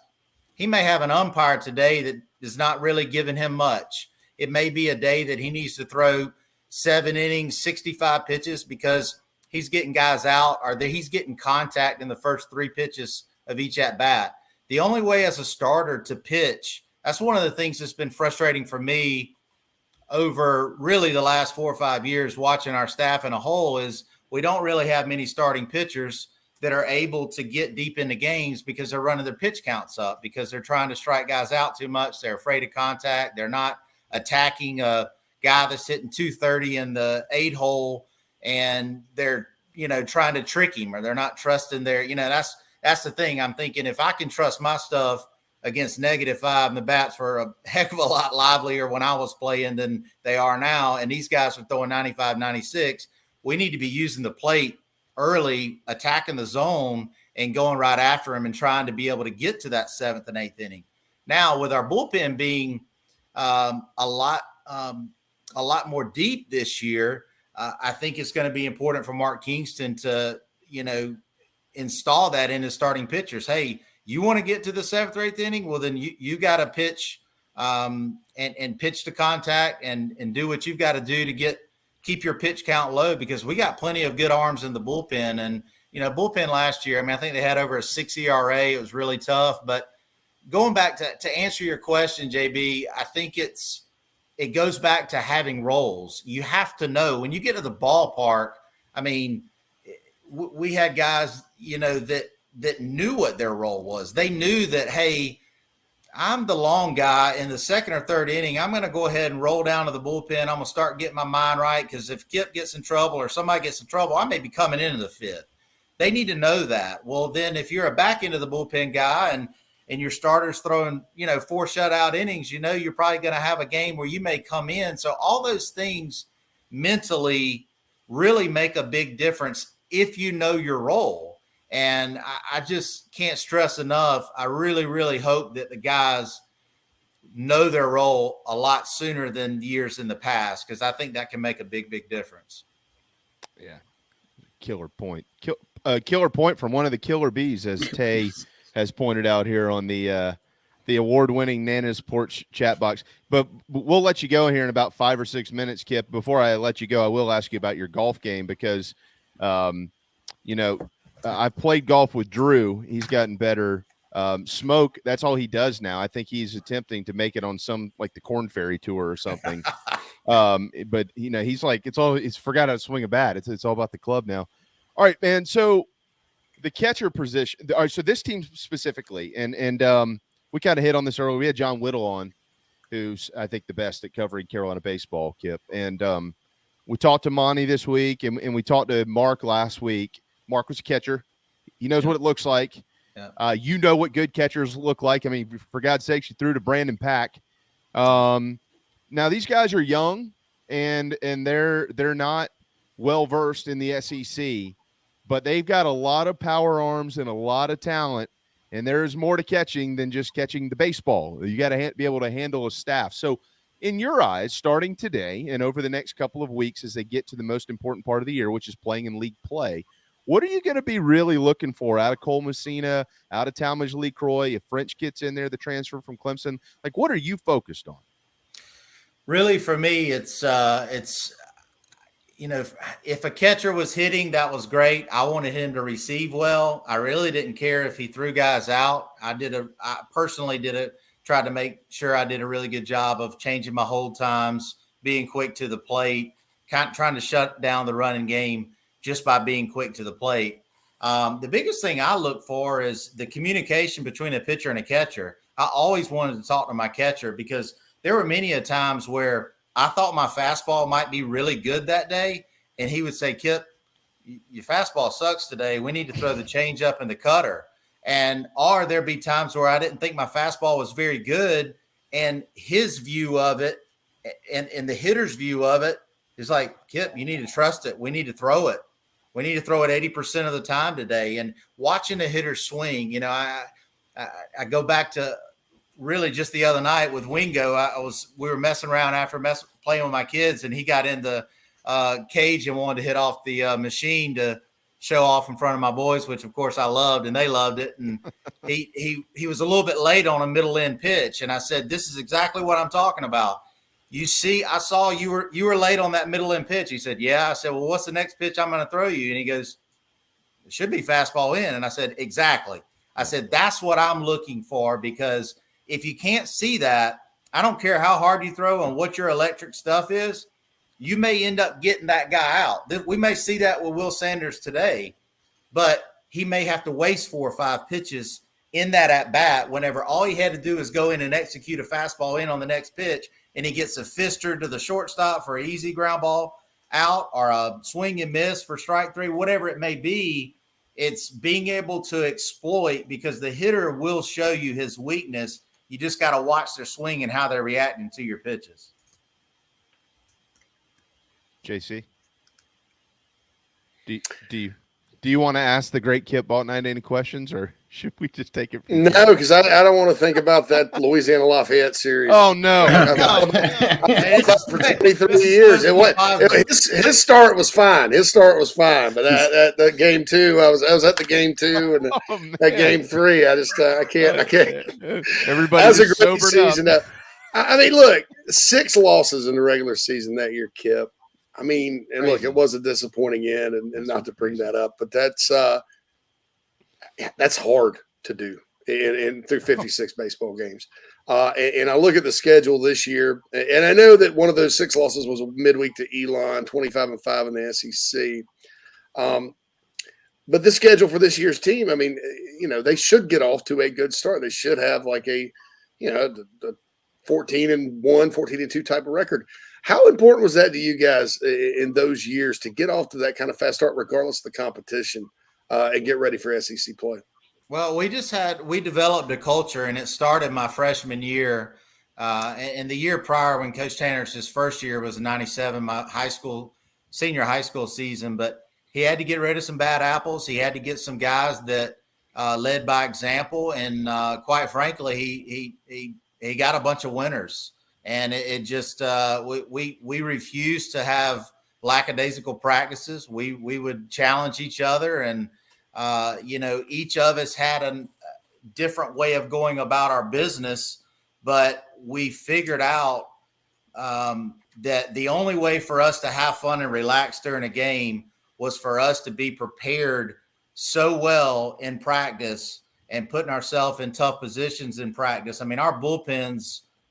We're not just, we're just going over there to get our work in. We're working on this. I mean, we were challenging each other in bullpens, and I'd have hitters stand in, and, when I'm throwing pitches, and, they would quite frankly say, I can remember Gary Scott saying, that was a home run. That was a terrible pitch, whatever it may have been. But just being able to be relentless, the mental part of the game, right now, especially with all the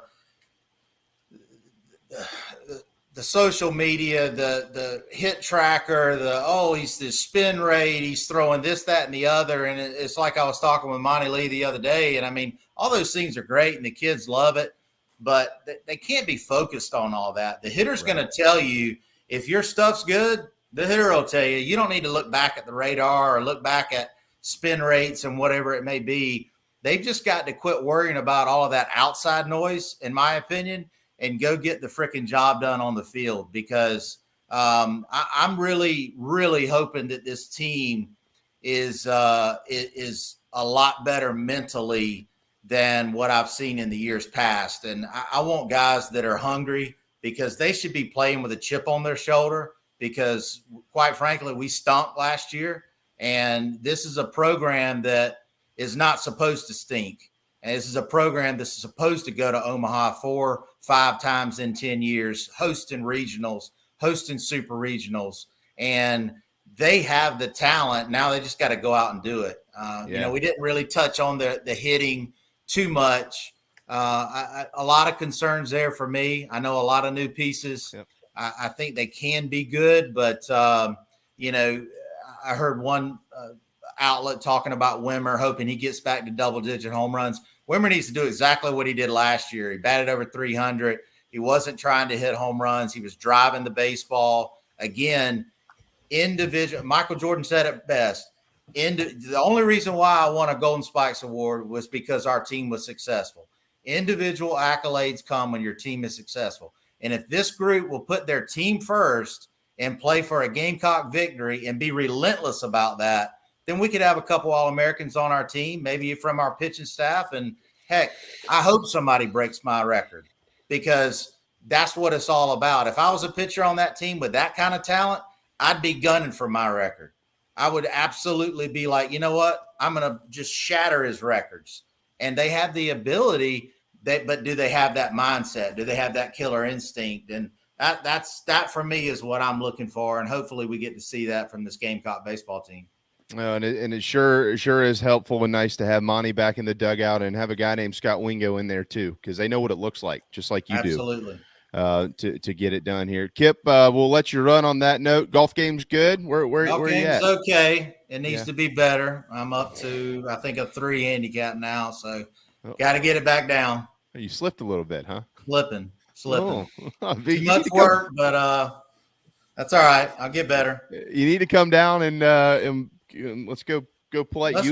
You'll kick my ass, but we'll go out. That's all right. I'll let you and Smoak. Me and Drew will just be there for support, and you and Smoak can y'all can play, and we'll just That'd be great. We'll have to do it. Good to see. We're really looking forward. You'll be in the booth in about 3 hours, so we're really looking forward to hearing the call tonight, Kip. You're really good up there, man. Thank you. I try to be. It's not easy, and you know, it's I try to do my best to be obviously not a Gamecock homer, because they tell me not to be. So that's the toughest part, and it really is. But I try to give the audience a good picture of what I'm seeing, and you know, it's we'll see. I have to knock the rust off today. You'll be fine. You'll be fine. Go get a win for him. See you soon. All right. Thanks, guys. There you go. Kip Bouknight, All-American and pretty much everything else at South Carolina. Final time out of the afternoon. Another pitcher is coming up, but he threw from the other side. Former first-rounder, Soup, Matt Campbell, joins us right here on Inside the Gamecocks, the show. I want you to take me to Disney World. Horror.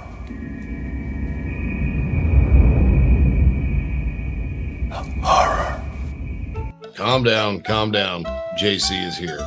As y'all know, folks, the family and I have visited Disney World many times, but it can be overwhelming, especially if it's your first time going to the most magical place on earth. I highly recommend WhereThisRoadLeads.com and my friend Cherie, a certified Disney vacation planner. That's right, the mouse has given her permission to book your family vacation hassle-free. You don't know where to go, don't know where to stay, don't know where to eat, don't know what to do. It can be overwhelming. So get on WhereThisRoadLeads.com and schedule your free consultation right now. She can help you out. The prices are very reasonable. You don't pay any extra fees. In fact, she's much more reasonable maybe than booking it straight through Disney. So for your next Disney vacation, or, you know, more likely your first, so you don't panic, go to WhereThisRoadLeads.com and talk to Cherie, certified Disney vacation planner, a partner of Inside the Gamecocks, the show. Electric Bikes of Charleston offers the most fun you'll ever have on two wheels. The home of Aventon, Velotric, Magnum Bikes, and more, they sell to consumers all across the state and offer outstanding warranties and service after the sale. Their electric bikes are equipped with 5 levels of pedal assist plus a throttle, so you can ride longer, handle the heat better, but still get great exercise. Bikes are available for all ages and sizes. Visit electricbikescharleston.com or stop into their store in Mount Pleasant if you're in the Low Country. Electric Bikes of Charleston, powering Inside the Gamecocks, the show. Hey, Mo Cowboy here from Carolina Gamecocks. You're listening to Inside the Gamecocks, the show with JC and Phil.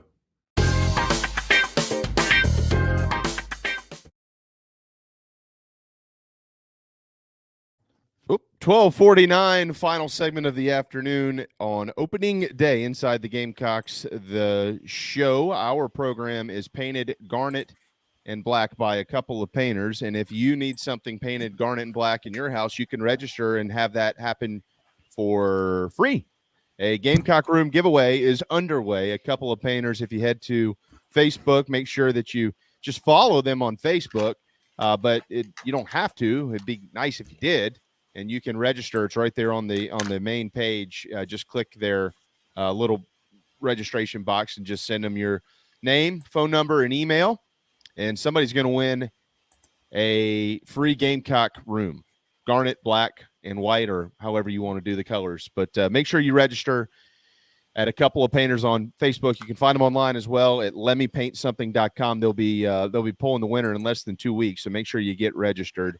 But they are the best. They paint everywhere in South Carolina, everywhere in Georgia. It doesn't matter what part of the state you're in, licensed and insured.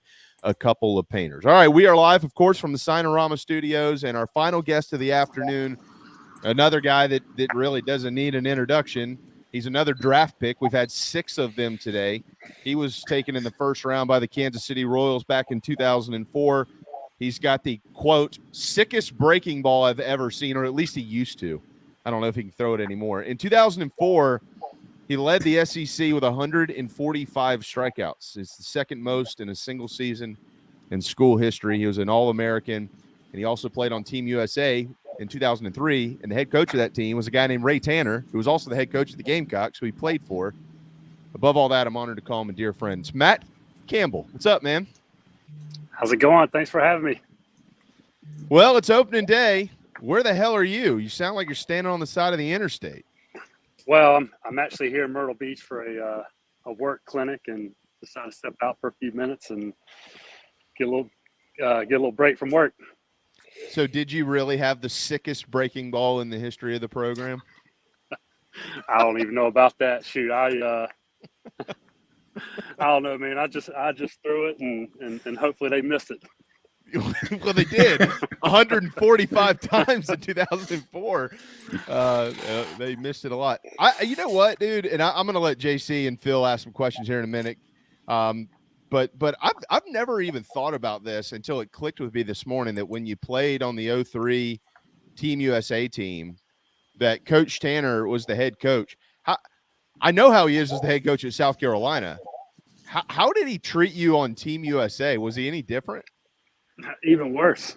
He was tougher on me. I think, it's kind of like as a parent now, I've learned over the past few years, you're probably a little tougher on your own kids than you are, others. And I think, he probably recognized that on Team USA that, I was one of his. So he was probably a little bit tougher on me. I don't doubt that. Go ahead, JC. Yeah, Matt, you played on a team in 04 with Chad Blackwell. I think Chad Blackwell's kind of one of the more underrated guys, and there's a lot of talk about this year's team at Carolina needing to find a closer. I thought Chad was one of the better ones they had, even though he was only there a year. What do you remember about him and his breaking ball? I mean, he looked like – I'm not a baseball guy, but looking at it, I just think, like, with kind of weirdness that he threw the ball, it would be very tough to hit him. He came from all different arm angles. I mean, I want to say his slider was like a frisbee, just nasty stuff. I mean, it moved all over the place. He had a nasty little two-seamer, so the ball was going, both directions. The hitters were constantly off balance, never knew which way the ball was going, and he just had a screw it mentality. Like, he didn't care. He was like, here it comes, hit it, good luck, which is, I guess, what you got to do as a closer. But I remember the first time we met him, I want to say he showed up in our team meeting with an orange jumpsuit, a tongue ring, and his hair bleach blonde spikes. And I remember everybody just looking around. Who's this guy? What in the world? Yeah, who is this guy? Like, it's like Major League. Yeah, it was like, is he fresh? Is he fresh out of jail? Like, what's going on here? He was Blackwell was one of my good buddies. Obviously played with Kansas City with us, and had a really long baseball professional career after South Carolina, but he was just filthy every which way. I mean, every pitch he threw had a lot of movement. He was nasty. I will add, if you can see behind me, this is one of my favorite uniform combinations ever at South Carolina. Those black jerseys with the garnet numbers and the garnet hat. That is actually Matt Campbell about to throw that pitch there, believe it or not. I didn't realize that I don't know Blackwell. I didn't realize that was his look. That was Ian Paxton's look, too. Like, what was going on back then? The 2000s, man. Yeah. Oh, man, that was great. I couldn't describe it, but, man, he was an awesome guy. I mean, and it just goes to show, like, in the locker room, you're going to have guys from all over the place. Yeah. And, everybody can come together and be on the same team, different backgrounds, and fight for one cause. And obviously that was Gamecock baseball for us and being successful, and we were able to do that. Yeah. How did that come together? Like, because that's interesting because it also carries over to the staff. Like, we all understand Coach Tanner. I know that he's pretty buttoned up now. But Coach Tanner, the baseball coach, he was just different. But then also in that dugout, you had Jim Toman and you had Jerry Myers. And I mean, you literally have three guys who I feel like couldn't be more different than they were, but they seemingly always worked so well together. Of course, Monty came in, I think in 2003, maybe your second year at Carolina, and he was the young buck on that staff coming from SMC. So he probably walked in and was like, what the hell is going on around here with these cats? But I mean, like you just described, like that's a locker room, and you got to figure it out. And under Coach Tanner's leadership, they generally always had a way to figure it out. We had a good group, I think, with, like you said, a good mix of people. You had good cop, bad cop with Coach Tanner, Coach Tolman. Coach Myers was always somebody who could kind of pick you up too, but he was very quiet.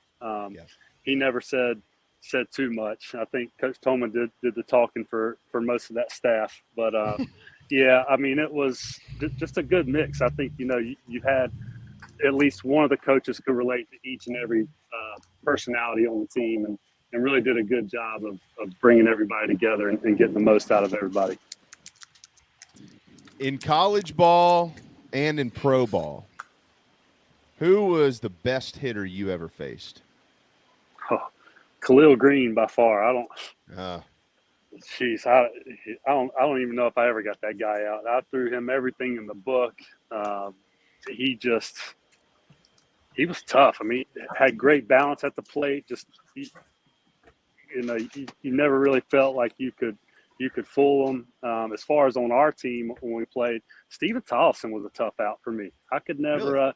Again, same thing. Just good hitter, good balance, and never really felt like you caught him off guard. He'd sit there and foul off pitches, and the next thing you know, you can't give in a little bit because you catch too much of the plate. They're gonna get a base hit. They're gonna make you pay for it. So those are probably my two toughest guys that I faced throughout my career. Phil, Matt's a Simpsonville guy. Not far away from you, He's a Simpsonville guy. Hillcrest High School. That's right, Hillcrest. Yeah, I was going to say, I know. Yeah, Hillcrest High. Well, now he's a Wando Warrior. He married into the Warrior family. Those of us who were born up here are all trying to flee down to the low country, so I can understand that completely. You and the rest of the world. Yeah, that's right. It's because the rest of the world's coming in here, JB. Should we do Soup the honor of telling everybody that he's also the brother-in-law to one Michael Flint? I am. Seems I knew that. But I think I found that out at a tailgate a couple years ago in Columbia. So the details are a little fuzzy. But I was away from Greenville from 2002 to 2015, and I moved back. And Hillcrest High School all of a sudden, like overnight, became a power. Christ Church was winning at football, and Southside Christian had a football team that had won a state title too. So I was like, it's like Bizarro world when I went back. So go Rams, go Rams. When I put together and When I played at Burns, they were more of a baseball school at that point in time, and so was Malden for that matter. But yeah, I remember that as well. So, Soup, what would be your advice to this year's group of Gamecocks? You know, they're trying to bounce back. This program, they've been through a lot. You know, a lot of injuries last year on the pitching staff. That's really what threw the whole thing off. Totally, just threw the whole thing off, right? And made it much worse. It was probably going to be a little bit of a grind anyways, but not that. So now you got this group, it's on their shoulders, and really it's on the pitching staff. This staff, there's a lot of expectations that are kind of starting to settle in, and they know that. What would be your advice to them if you were talking to the team before they ran out there today? You know, I caught the tail end of Kip's segment there, and I think he hit the nail on the head. It's a mentality. You know, you're never out of the game. It's a grind. In the SEC, it's an absolute grind. You're going to be going up against teams with you know, the same kind of talent. I think that South Carolina's got the talent, but it's just it's all mental. And then South Carolina's going to need those leaders in the clubhouse to step up and take that team and say, I don't care if it's a freshman, you know, or senior, somebody's got to step up and say, this is my team. We're not going out like this. You know, we're going to grind. Not every win's going to be easy. You're not going to be blowing people out. I mean, you got to win those one-run games, but it's just that mentality that you're never out. You're not going to lose. I'm not going to let the guy next to me down. I'm the pitcher. I want the ball in my hand, you know, with the bases loaded, whatever, 2 outs, bottom of the ninth. Like, put yourself in those situations and just know mentally that you're going to win at the end of the day. That's it's all mental to me, and they just got to have that mindset to go out there and just win, and not just win, dominate your opponent, and do it for the guy sitting next to you. Because if you go out there and have the first little bit of doubt in your head that you're not going to succeed or win or whatever, you know, I think you're not going to do well, especially in that league. It's gonna chew you up and spit you out. So to me, it's all mental. And if they can go in with the right approach, and you know, again, they're talented enough to get the job done. They just got to be mentally strong enough to beat the other team and just really outwill them.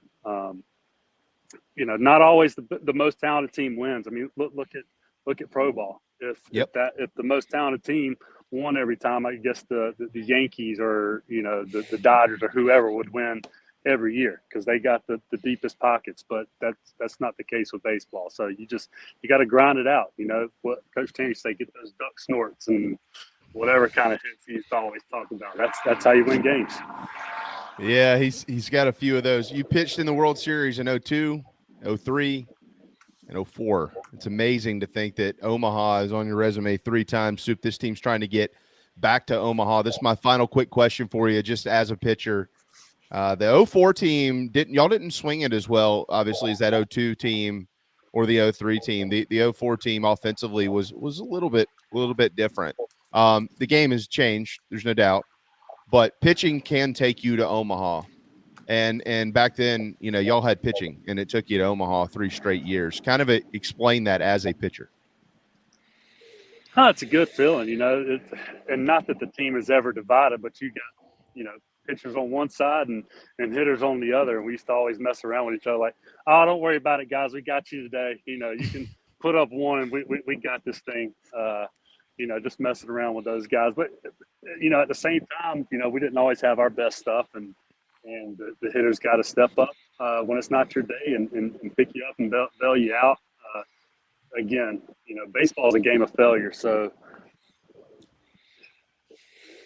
it's going to be dominated by pitching a lot of times, especially in the SEC when some of the arms are rolling out. I mean, they got guys throwing, you know, 95 to 100 now, and they're rolling those guys out Friday, Saturday, Sunday, and shoot, they even got midweek guys throwing that hard. So it's, you know, the game's probably changed a little bit since I was there. But again, I think it goes back to mentality, not going to lose. But again, you know, having to pitch a staff to carry a team, it's fun. You know, we always used to used to jab the hitters about that. But we had it good on both sides. I mean, my freshman year, that was a hitting team. Yep. Yeah. I would say so. There's no doubt about that. They could shoot. Drew had 120 of them on his own that season, which was just, I still can't comprehend how that even happened, but it's amazing. Matt, we'll let you go. I'll see you soon, but enjoy the Dirty Myrtle. That's JC's Disney World, and safe trip back to the Low Country, the real Low Country, and we'll catch up here soon, brother. Go Gamecocks as always. Sounds good. Go Cox. Thanks, guys. Thank you. Thank you. There you go. Soup. And anybody that ever faced him will tell you he had the quote sickest breaking ball ever. I can't tell you how many times I've heard breaking ball. Yeah. Phil, I know we went 5 minutes over, but great show, guys. Oh man, for a show like this, 5-10 minutes. If we had 4 more interviews, they'd stay with us for another hour. It's been so fun today. Yeah, been a good one. Mm-hmm. It has certainly been a good one. There's no doubt about that. Hopefully the game.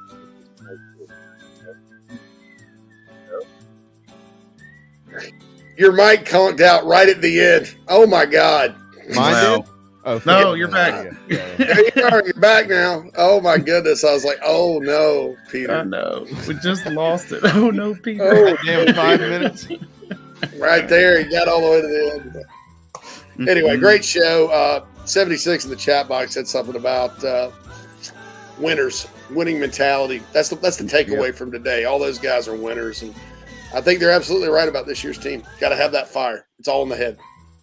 I agree with that. Really looking forward to seeing them bring the brand that we understand as Gamecock baseball back to the surface. And looking forward to seeing it tonight. And happy college baseball is back all across America. I could tell you this: after our game tonight, I'll be still on ESPN Plus watching another college baseball game. I just love college baseball.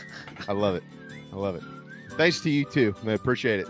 Good week, and go Cox. See you Monday. Good fun. Go Cox.